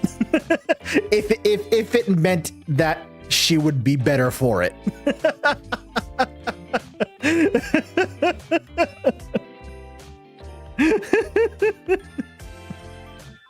It's great. It's a cliche thing, but I love it. It worked out really well in the end. It worked out really well in the end. Yes. Another one of my favorite characters. Another one of my favorite characters. He's a Tabaxi Bard Paladin. Sings with the dawn because Tabaxi naming conventions are a little strange. We called him Dawn for short, right? We called him Dawn for short. If you ever wanted the physical embodiment of a himbo, Dawn was that guy. Dawn was that guy. So when the campaign started, right? He was just a Tabaxi Bard wandering the world, just looking to entertain people, right? Looking to entertain people, because if you look at this here, it's a lute. That's his main go-to weapon, right? Or his main go-to instrument. But as the campaign progressed, basically what had happened was, sorry, I had to mute there for a second because I just let out an ungodly burp. I'm sorry. Anyway, what was it? Oh, right. As the campaign was going on, like literally within the second session, right, chat?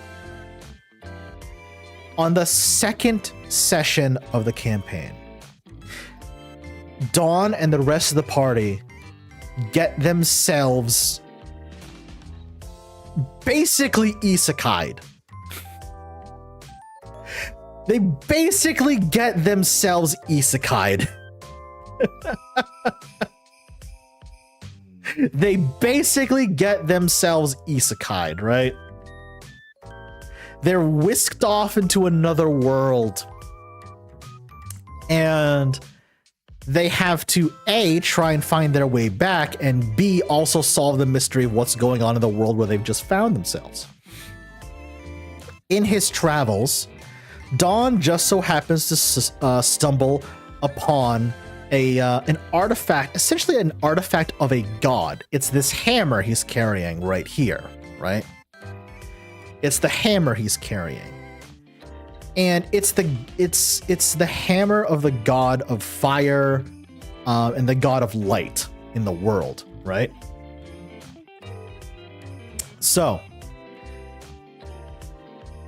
what happens from that point on is that Dawn starts to discover something about himself. He starts to discover like maybe there's more to life than just wandering the world, right? Because it's at that point where the big twist, and here comes the character trauma, chat. Here comes the character trauma, and I'm gonna have to go back to talk about Aries' character trauma because, oh god, I put that girl through hell. Dawn, the reason why Dawn is wandering the world, and the reason why he joined a bard college, right, is because he has no home to return to. While Dawn was away at bard college, while Dawn was away learning to become a bard and channel basically the magic through his music, a band of bandits and marauders swept into his village and basically left no one alive. Like, Dawn returned from the Bard College, and his entire village, his entire family is just gone. Right? So it's less he's using the music to make people happy. He's using the music to cope. Right? He's using the music to cope with everything and everyone that he had lost. So when he gets whisked away into this other world, he finds this artifact of a god, and he finally he realizes, like, okay, there's more to my own life than running away from my own problems. So he starts to find a purpose, which is how he ends up getting paladin levels, right? Which is how he ends up getting paladin levels. So by the end of the campaign, not only has he found purpose, he basically became the avatar of this god. He basically became the champion of a god in the mortal realm, right? Which is wild when you think of where he came from. Oh, but don't worry, chat. He still leads into the bard thing. Like, I had him flirt with so many people in this campaign. He actually ended up marrying one of them. Like, he legitimately actually started marrying one of them, or ended up marrying one of them. It's wild. It's absolutely wild.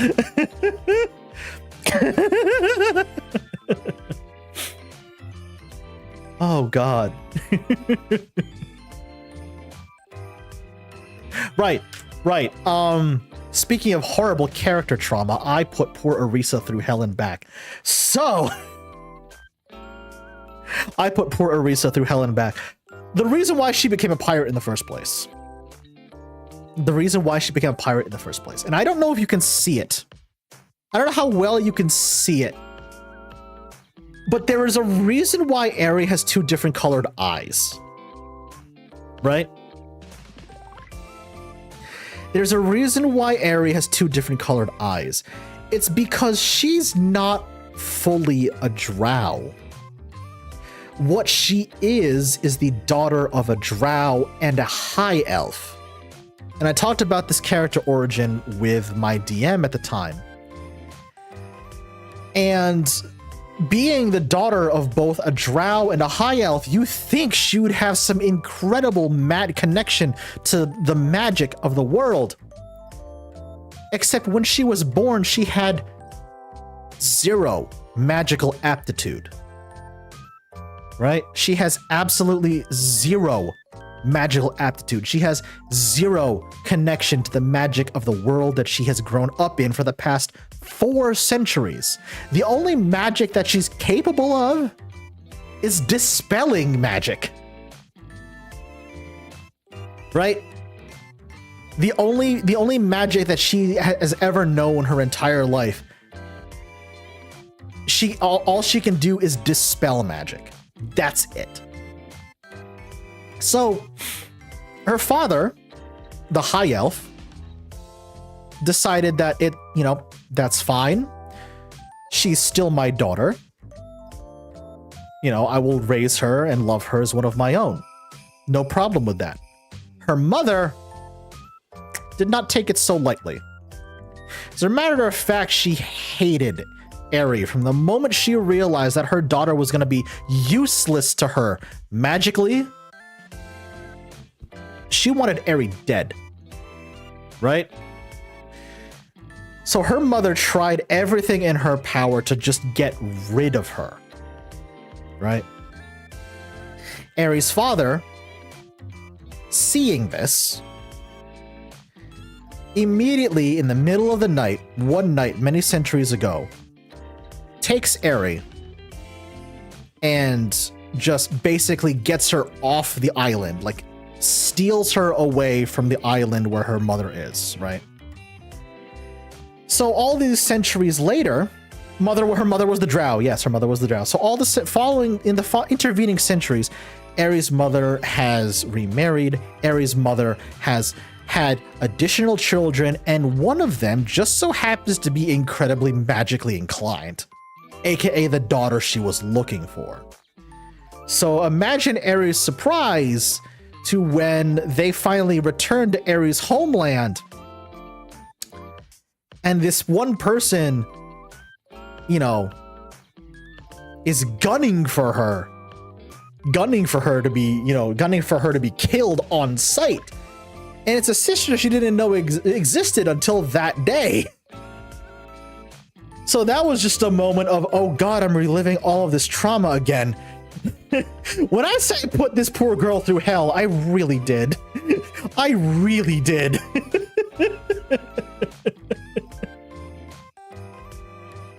I really, really did. But I'm really, really proud of this one piece of character growth for Eri. When it finally came time to confront her mother, for everything that she had been put through as a child, Eri took the high road. She did not kill her mother. No. She forgave her. And that was enough to make her mother see that after all of these centuries, she had been wrong. She had been wrong to try and do that. Right? So it was just like family trauma turned into family bonding, turned into family healing. Oh God, why am I crying? It was just one of those moments. It was like the single most emotionally charged moment of the entire campaign. I'm just like, oh my God.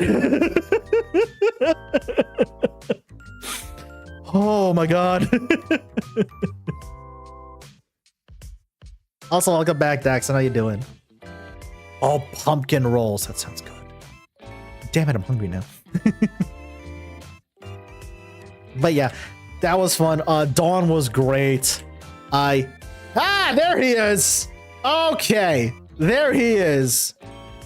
Friends, ladies, gentlemen, and non-binary friends, this is my first ever D&D character.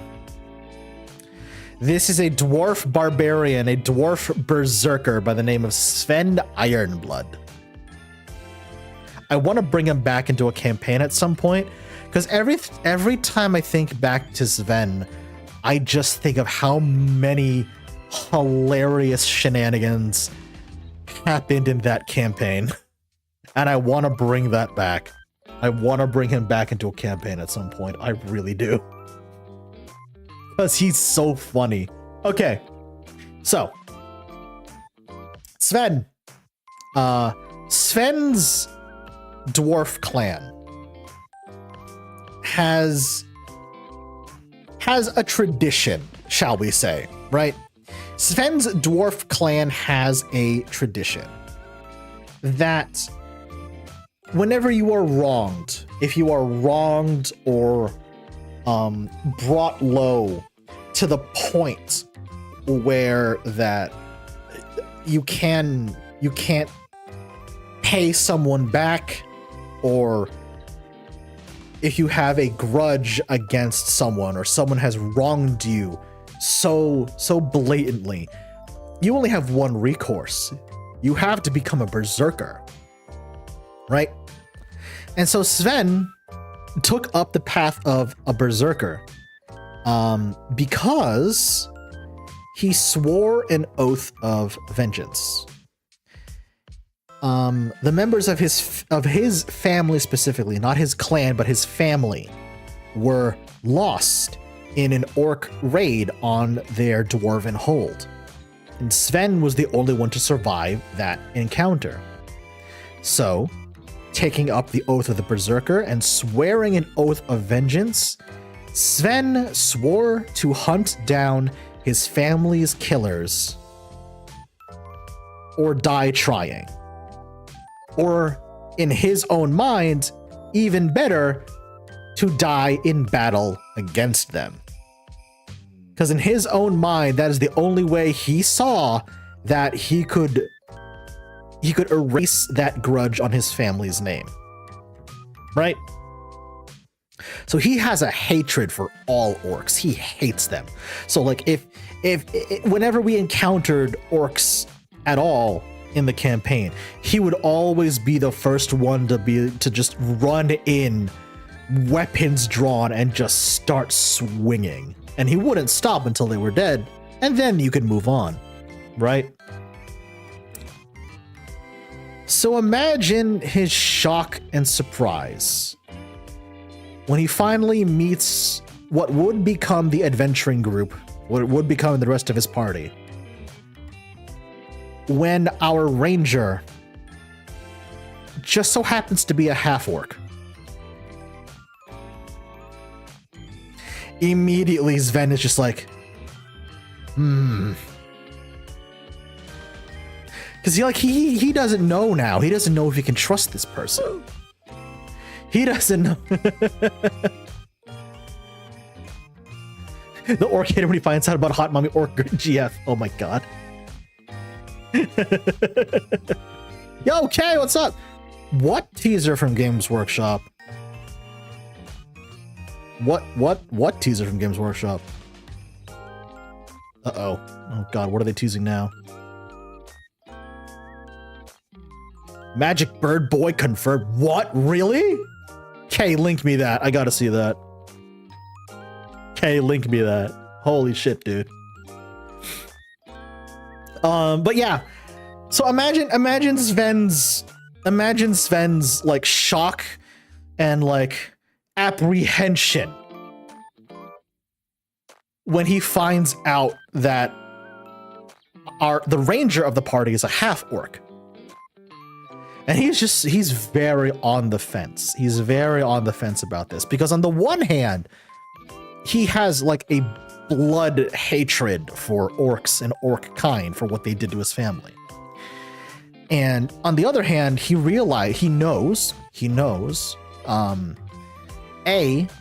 our half-orc ranger is only half-orc, and B, Sven doesn't know what clan our ranger's mother is from, because it was found out eventually that the ranger's mother was the orc in that relationship, right? So Sven kind of just has a very frosty reception to the ranger at first. He trusts him, he'll work with him, but he's not gonna go out of his way to be friends with him, right? And then there is one point where Sven is almost dead, right? Like, I think I had like single-digit health left, which, if you know barbarian health pools, that's impressive. That's impressive. I was down to like single-digit health because what were we facing? It was either a giant or a dragon. It was one of the two. But who ends up saving him? The half-orc ranger, right? The half-orc ranger. So, Sven, being a dwarf, knows that, okay, you saved my life. I basically owe you a blood debt now, right?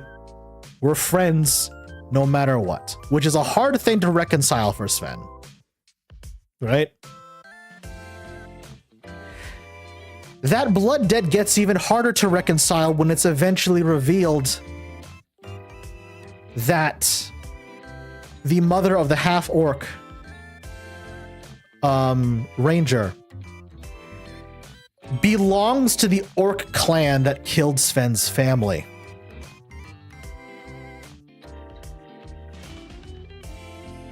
So now Sven has a massive conundrum. Now Sven doesn't know what to do. Right? Now Sven doesn't know what to do. Because he's sworn a blood oath. He's sworn a blood oath to eliminate the orc clan that killed his family. It just so happens that the person who saved his life is a part of that clan. So it's literally, and this is where I think I got my love for subverting expectations, right? This is where I started getting my love for subverting expectations. Right?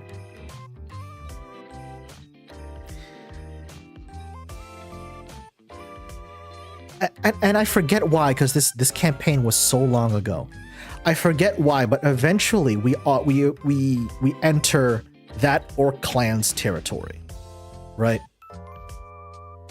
And there are a handful of orcs from that raid on Sven's hold. And they recognize him, right? And they know, they could see it in Sven's eyes already. They're gearing up for a fight. He's gearing up for a fight, right? The half-orc ranger is Frozen! Buddy, thank you so much for the raid. Yo, Frozen, what are y'all up to, man? How's it going? Thank you so much for the raid. Appreciate it. How was your stream? How was your day, my friend? How you doing? Welcome, Raiders. The name's NJChef. I am a Cyber Star Dragon VTuber. Today has been OC Appreciation Night. I have had a whole bunch of people in the Discord show up and show off their OCs, their VTubers, their D&D characters. I'm going through some old D&D characters of mine too, because I love talking about Dungeons and Dragons, right? I love talking about character creation. I love talking about world building. Risk of Rain 2. Oh, nice, dude. Very cool. Nice. Hope the stream went well, dude. Hope the stream went well. Hell yeah. Topanga Nikki, thank you so much for the follow. Thank you. Appreciate that. Thank you so much. Thank you. Welcome. You're a kobold now. Enjoy your stay in the lair.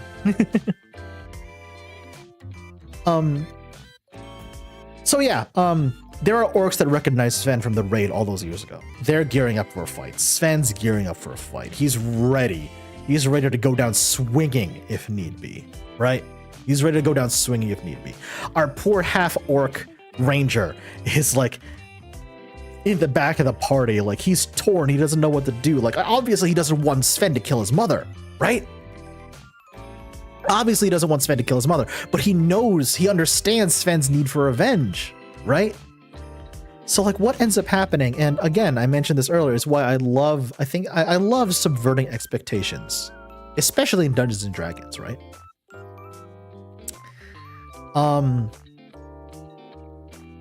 what our half-orc ranger's mother does, because she, in the intervening years between then and like when we encounter them, we as a party encounter them, she grew to become basically the clan matriarch. She was the leader of the clan now, right? She was the leader of the orc clan now. She understood Sven's need for vengeance. She completely understood Sven's need to avenge the death of his own family, right? But at the same time, she also realized that the barbaric ways of her orc clan were only going to keep on just perpetuating the cycle of violence, which she didn't want anymore, right? The way my friend described her was she's an orc with a halfway decent brain. So instead of wanting to fight Sven, what she offered instead was an apology, right? Like, she throws her weapon down at Sven's feet and she's like, look, I understand your want for vengeance. I understand your need to see me dead at your feet. It won't bring them back, but I am sorry for what had happened. We needed resources. We wanted to keep this clan afloat. And like, she didn't want to fight. And she basically ended up telling Sven, like, look, I know this apology is probably not going to be enough. If you still really, truly want me dead, I won't stop you. I won't stop you. And so now, Sven is truly caught up in a little bit of a bind, right? Now Sven is truly caught up in a little bit of a bind. Because he's not sure. He is definitely not sure what to do now. He's still seething about losing his family. But at the same time, you know, this orc woman just offered him an apology, like a sincere apology. Number one. Number two, her son, the half-orc in the party, saved his life, you know, in the timeline of the campaign many months ago. Right? So, like, he doesn't want to dishonor what happened there either. So, what Sven decides, ultimately. Do you see the axe on his back? How this one has glowing runes, whereas this one doesn't, and his hammer doesn't? He picked that up in the course of the campaign. And I forget its name, because it was definitely a Norse-inspired axe, but it was a magical axe. It was a magic weapon. And the way my DM and I flavored it was that the axe would listen not to what Sven was saying, but what Sven felt in his heart, in his soul. Right? So what Sven decided was just gonna listen to what this weapon had to say.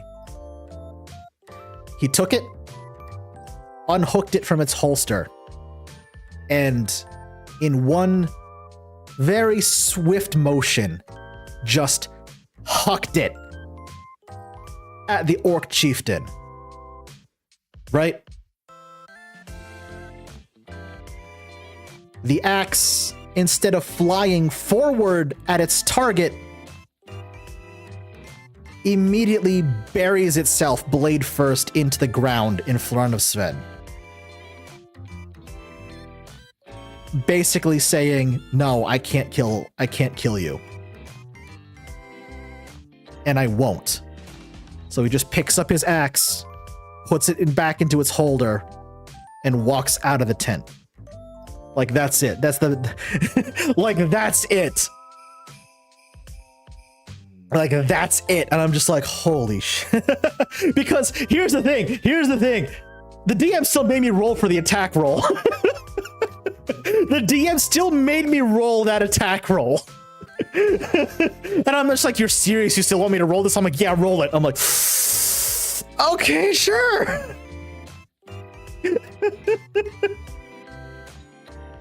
And for once in my life, I am very happy I rolled low.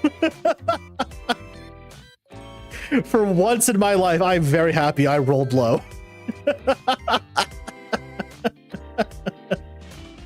But I think that was the first encounter that really made me like really embrace like subverting expectations of what you think is going to happen versus what actually happened, or what is actually going to happen, right? Oh my god, it's absolutely crazy. Oh shit. Kay, I just saw what you sent me. Kay, I just saw what you sent me. All right. Yeah, no, that's either Sanguinius or a new Sanguinor model, one of the two. Yeah, I don't even play Blood Angels and I'm excited. That's cool. That's good shit. That's good shit. I love it. That is very, very solid. Now, who do I have left to show? There he is! There he is. There's my gremlin. I've mentioned him. I have mentioned him on stream many times. This is Zuggs. He is a wild magic sorcerer kobold. He's the one who's almost killed the party twice now.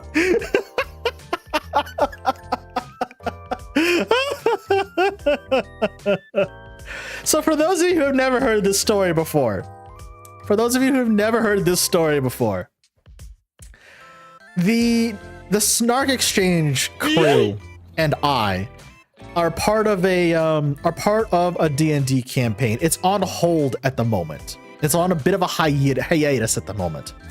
But we all rolled for our characters, and I wanted, because this was supposed to just be a one-shot, but after the first session, we had so much fun that we decided to keep it going as a campaign, right? So this is a character that I rolled up for a one-shot that I now have to continue playing as, right? So, this is Zuggs. He is a kobold. He started life as an assistant to a very powerful and very famous wizard, right? And one day, the wizard asked Zuggs to help him with this strange contraption. Zuggs doesn't remember the name of it. He doesn't remember what it was supposed to do in the first place. He just knows that his master wanted his help in building this thing that was crackling with magical energy, right? So Zuggs says, okay. And then all of a sudden the machine turns on. Zuggs can't hear his master over the whirring of the machine's gears. His master's desperately trying to tell him, get out of there, you know, etc., etc. The machine is about to activate. I can't stop it, something like that. Zuggs can't hear him. He can't understand what's going on. The machine activates. And unbeknownst to Zuggs, what the machine his master was working on was a portal, a machine that would create a stable portal between the real world and the ethereal realm. You know, a realm of pure, chaotic, unbridled, magical energy. So Zuggs gets yeeted off into the Ethereum.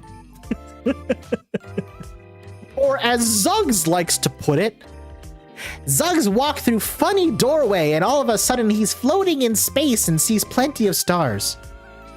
Zuggs still get motion sick when he think about it. He had no idea what was going on, right? He had no idea what was going on. So all of a sudden he's yanked back into the material realm. He's yanked back into reality. He's dizzy. He's disoriented. He can't figure out what's going on. He starts calling out for his master, right? He starts calling out for his master, like, Master, what happened? I think the machine went, and I was describing this. I'm gonna quote Zuggs because he was describing this to the party when he first met them. Zuggs dizzy. Zuggs doesn't understand where he is. Zuggs called out for his master. Zuggs' head is fuzzy. Master, I think the machine turned on. It's not Zuggs' fault this time. I swear. And Zuggs eventually, you know, he gets his bearings. His vision clears up. His master's magical laboratory, his repository for all things magic and magical artifacts is destroyed. The roof is collapsed. All of the walls are caved in. The machine that turned on is now just a smoking heap of metal and magical infused runes. His master is nowhere to be found. Zuggs at this point assumes he's dead. So Zuggs has no idea what's going on. But there is something that Zuggs has just realized he can do now that he never had the ability to do in his entire life. He can now cast magic. But whenever he casts magic, in his own words, something funny always happened to Zuggs, and Zuggs can't control what happens. This is why he's carrying around what remains of the books and the scrolls that he could salvage from his master's laboratory. And it's now that I get to tell you the quote-unquote joys of wild magic sorcery. Whenever you cast a spell as a wild magic sorcerer, you then roll a d100 and compare the result to the wild magic surge table. Because in universe, what's happening when you channel your magic as a wild magic, when you channel your magic as a spellcaster, period, in the world, in the multiverse of D&D, you pull magic from the world, you cast your spell, an effect happens, and the magic dissipates. But with wild magic sorcery, whenever you channel magic from the universe, like a feedback loop sort of happens. You start channeling more magic because you can't control it or for whatever other reason. And a random magical effect happens. I cast a spell one time and Zuggs' scales turned blue. I cast another spell the other time, he all of a sudden started levitating and couldn't stop for the next 6 hours. I cast another spell at another time, and some random NPC that was standing like 20 feet behind Zuggs got turned into a potted plant.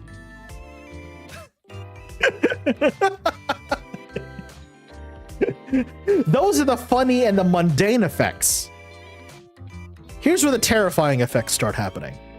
There was one point, I cast a spell, and the party around me, our DM tells me to roll, and I roll, and I tell him the result. And he pauses for a second. And then we see, because he's on camera for the stream, and he smiles. And he just goes, and we're all just like, dude, why did you just laugh like that? Why did you just laugh like that? What happened? I'm in danger. Exactly, Perso. Exactly. So, he says, I'm gonna need everyone within a 20-foot radius of Zuggs, except Zuggs himself. I immediately need all of you to make a constitution check.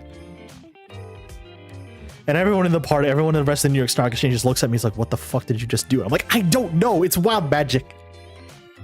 I'm just like, I don't know what happened, it's wild magic. So a whole bunch of people failed that con check.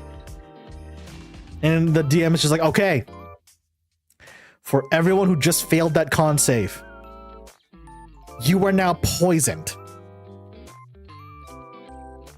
And everyone's just like, shit. What the fuck? What the fuck? It gets worse, chat. It gets worse. Because later on in that same battle, I cast a spell. And the DM says, all right, I'm going to need a wild magic surge check. I'm like, okay. And then I roll. And I rolled really, really high. Like, I rolled something in the 80s or the 90s. I can't remember, but I rolled really fucking high. And I'm just like, oh no. Oh no, what happened now? What happens now? And he consults the table. And he looks at all of us. And he's just like, all right, I'm going to describe what's going to happen. And then Zuggs, I'm going to have to give you a choice on what's going to happen. I'm like, fucking hell. Okay, what happened? You immediately cast a level 4 fireball. And it is centered on you, Zuggs. And I'm just like, oh, fuck. For those of you who do not play Dungeons & Dragons, fireball has an explosion radius of 35 feet. Everyone in the party was within the explosion radius. That is so much damage. And given all of our health pools at the time, even if I rolled low, there was a very, very good chance we would have had total party kill right then and there. So we're all freaking out. We're like, oh god, no. Shit, can I run now? Can I move? So our DM is just like, okay. Zuggs, I'm gonna give you a choice. You can take the brunt of the fireball damage, which will drop you down to 1 health. Everyone else in the party takes 1d6 fire damage instead of 5d6. And I'm just like, fine. Yes, I'll do that. And everyone's like, oh, thank God. Oh, thank God. I still almost killed the party, but it could have been so much worse, chat. It could have been so much worse. Miri, there you are. Howdy. How's it going? Yes, Miri, unfortunately, you did miss yourself. You did miss yourself, Miri, unfortunately. Hold on, let me bring you back up, actually. There you are. There you are.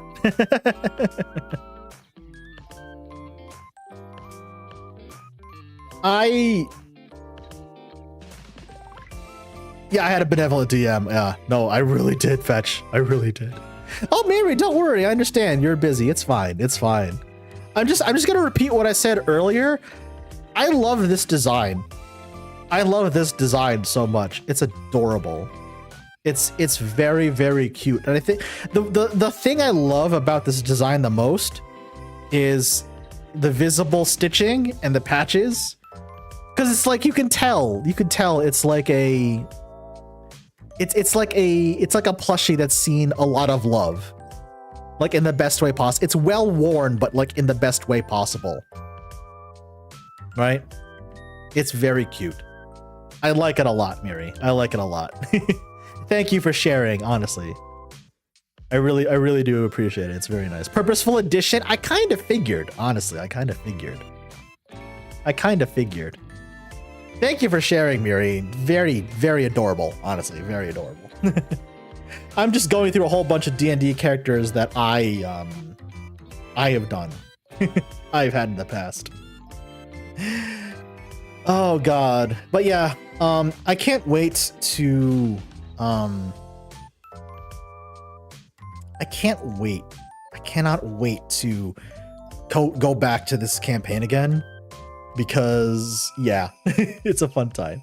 Everything is based off of the PNG. That's fantastic. Also, Rock, yes. The DM is using an entirely different wild magic surge table. As a matter of fact, the supplement that he has been using for our campaign was the Penny Arcade one, Acquisitions Incorporated. So there's a lot of things that are different from base Dungeons and Dragons. From the base Dungeons and Dragons. There's a lot that's different. But yeah. But yeah, Miri, I hope you had a good day. I hope you had a good day. I'm just going through a whole bunch of my my personal D&D characters. This is Zuggs. He is a wild magic sorcerer kobold who has almost killed the party twice now. Because wild magic cannot be controlled. Despite his best efforts, wild magic cannot be controlled. This was my first ever D&D character, Sven Ironblood. He is a dwarf barbarian berserker. I want to bring him back at some point because he's a very fun character to play. Sings with the Dawn, or Dawn for short, is a Tabaxi bard paladin. I had a lot of fun playing him. Probably my favorite D&D character to date, however, is Eri Moongaze, a drow pirate. She's great. She did so much damage. Very quick, very stealthy. I love her to death. And Arjan Rixius, which is a dragonborn, a frost dragonborn draconic sorcerer. Who I love to death. Because he can imbue all of his spells with draconic effects, which is great. Which one's the not himbo? Zuggs. Zuggs. He's not a himbo, he's just stupid.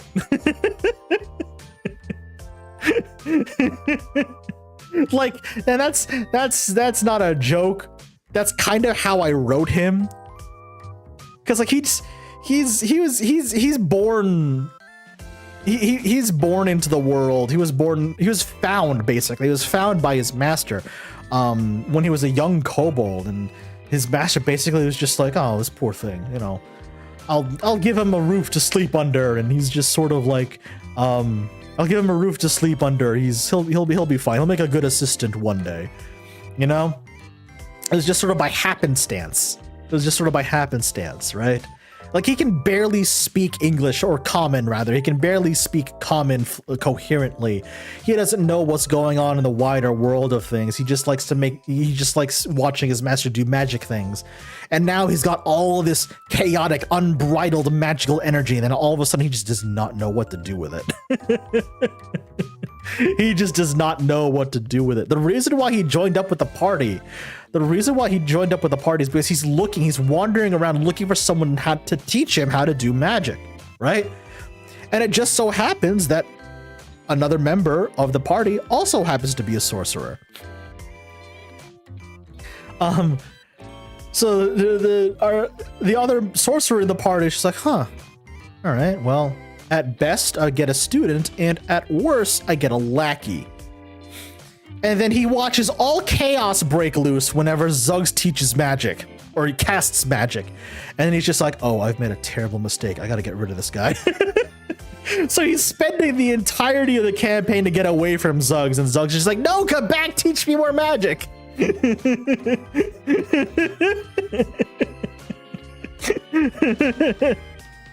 It's the funniest character dynamic, and I love it. It's the funniest character dynamic, and I love it. Oh no, entirely different subclass, yeah. Entirely different subclass. I'm a little disappointed. Actually, chat, I think I can show you this, and I will show you this. I am kind of disappointed my current D&D group is on hold for a little while, because I have a character idea that I desperately want to bring into a campaign. Desperately want to bring into a campaign. But unfortunately, because the group is on a bit of a hiatus right now, I'm gonna have to wait a little while, or unless I just bring her into an entirely different campaign. Okay, so just give me a second, chat. I'm gonna need to try and okay, here we go. Okay.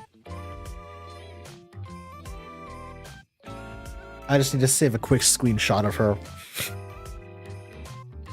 Because if you're familiar with the website Hero Forge, that's where I'm rendering all of my D&D characters.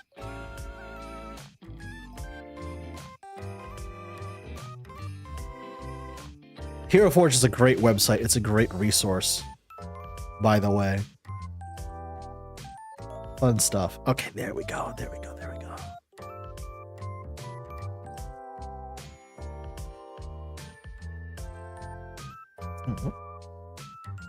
Hold on.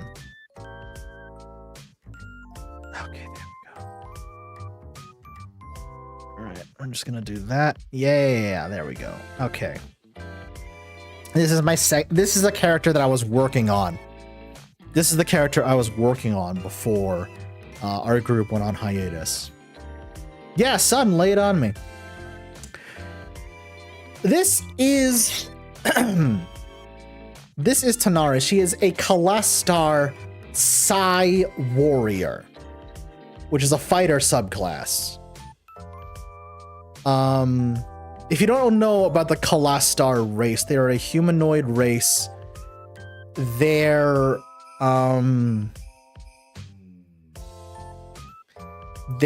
whole thing is that their soul is basically intertwined with a being from another dimension. And so I kind of played off of that. Also, hello, Necromancer Kobold. What an awesome name. I played off of that, and like I played off of that little symbiotic relationship, so that Tanari is listening to essentially what this other person inside of her mind is telling her. So the way I wrote her is that she as a Psi Warrior is part of a group, an elite group of other Psi Warriors that she's trained under her entire life to be sort of peacekeepers for the region that she is in, right? And she uses that to hone her psionic abilities to the point where she infuses her blades with psionic energy, right? Do you see my character inspiration for this, chat? Do you see my character inspiration for this? I basically made Ahsoka Tano. Because I'm a big Star Wars nerd, I basically made Ahsoka Tano.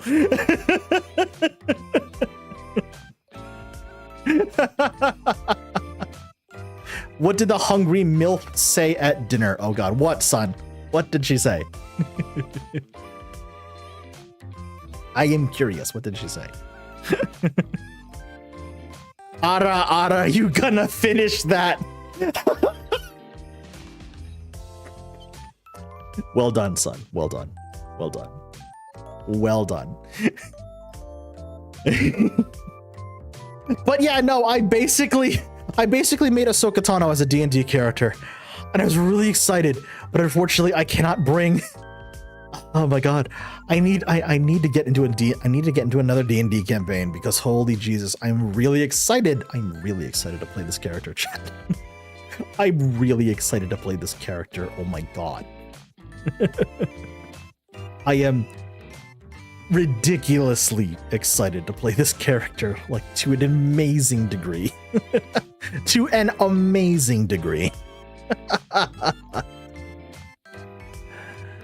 Oh my god, yeah. You see it, Rock? Thank you. Thank you. I love Star Wars. I love the character of Ahsoka, and I'm just like, is there a way for me to bring Ahsoka into a D&D setting? And I was just like, I'm reading through all the subclasses. I'm reading through all the class ideas. I'm just like, wait. Psi Warrior. Hold on. Yeah, sure, Rock. What do you got? What do you got? All right. In the meantime, I am just going to do this.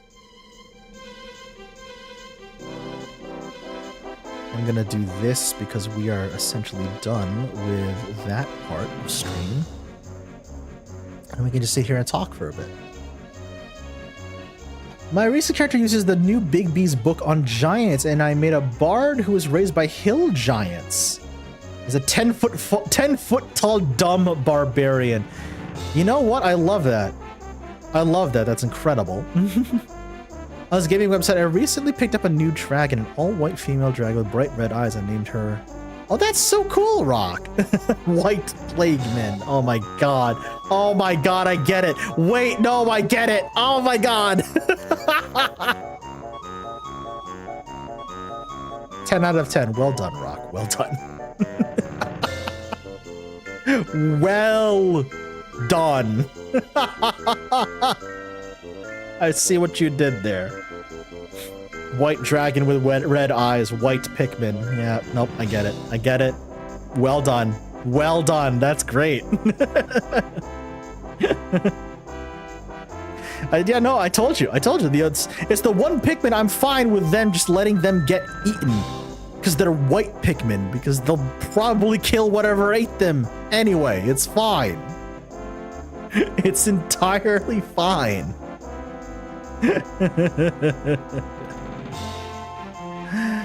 Oh. Next playable character is an old noblewoman, undead warlock. Oh, that sounds like a fun one. That's a neat character concept. I dig that. I did that a lot, actually.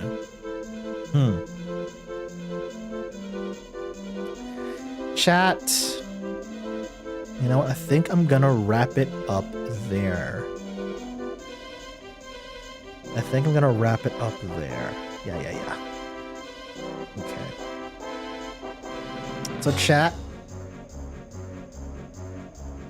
I'm also in a Star Wars 5e campaign. Our first big mission: rescue some people from an Imperial work camp. It's turned into free everyone and get them off planet. We got almost all the prisoners ready to go. Oh, nice. Good luck with that, Fetch. Good luck with that.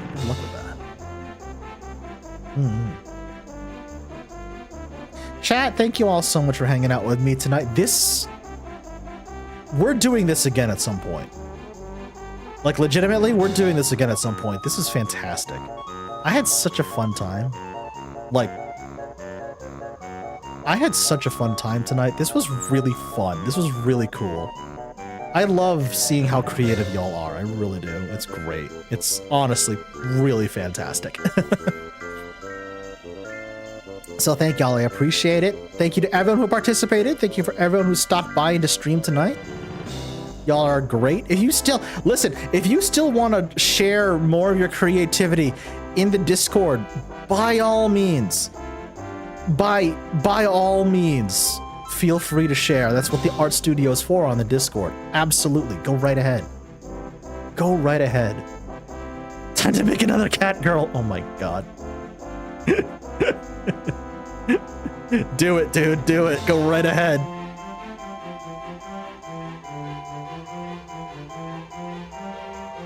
Alright, let's see. Who do I want to send y'all over to is the question.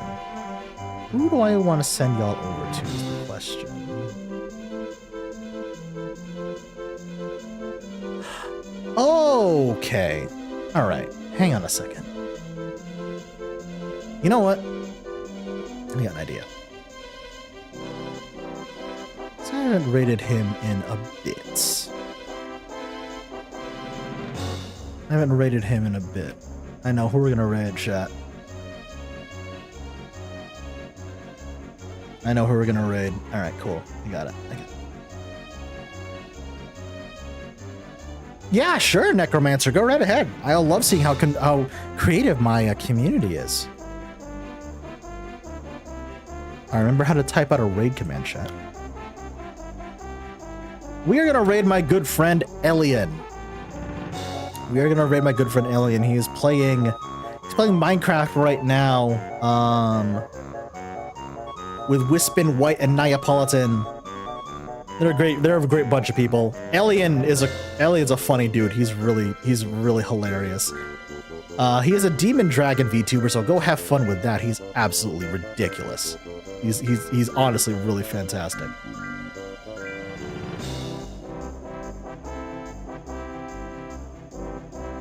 So go on ahead. Here's our raid message. It's our usual. Y'all know what to do by now. Show Elian some love. I'll catch y'all later. I'll catch you on the next one. YouTube channel members, your vlog will be dropping tomorrow afternoon at some point. Everyone else,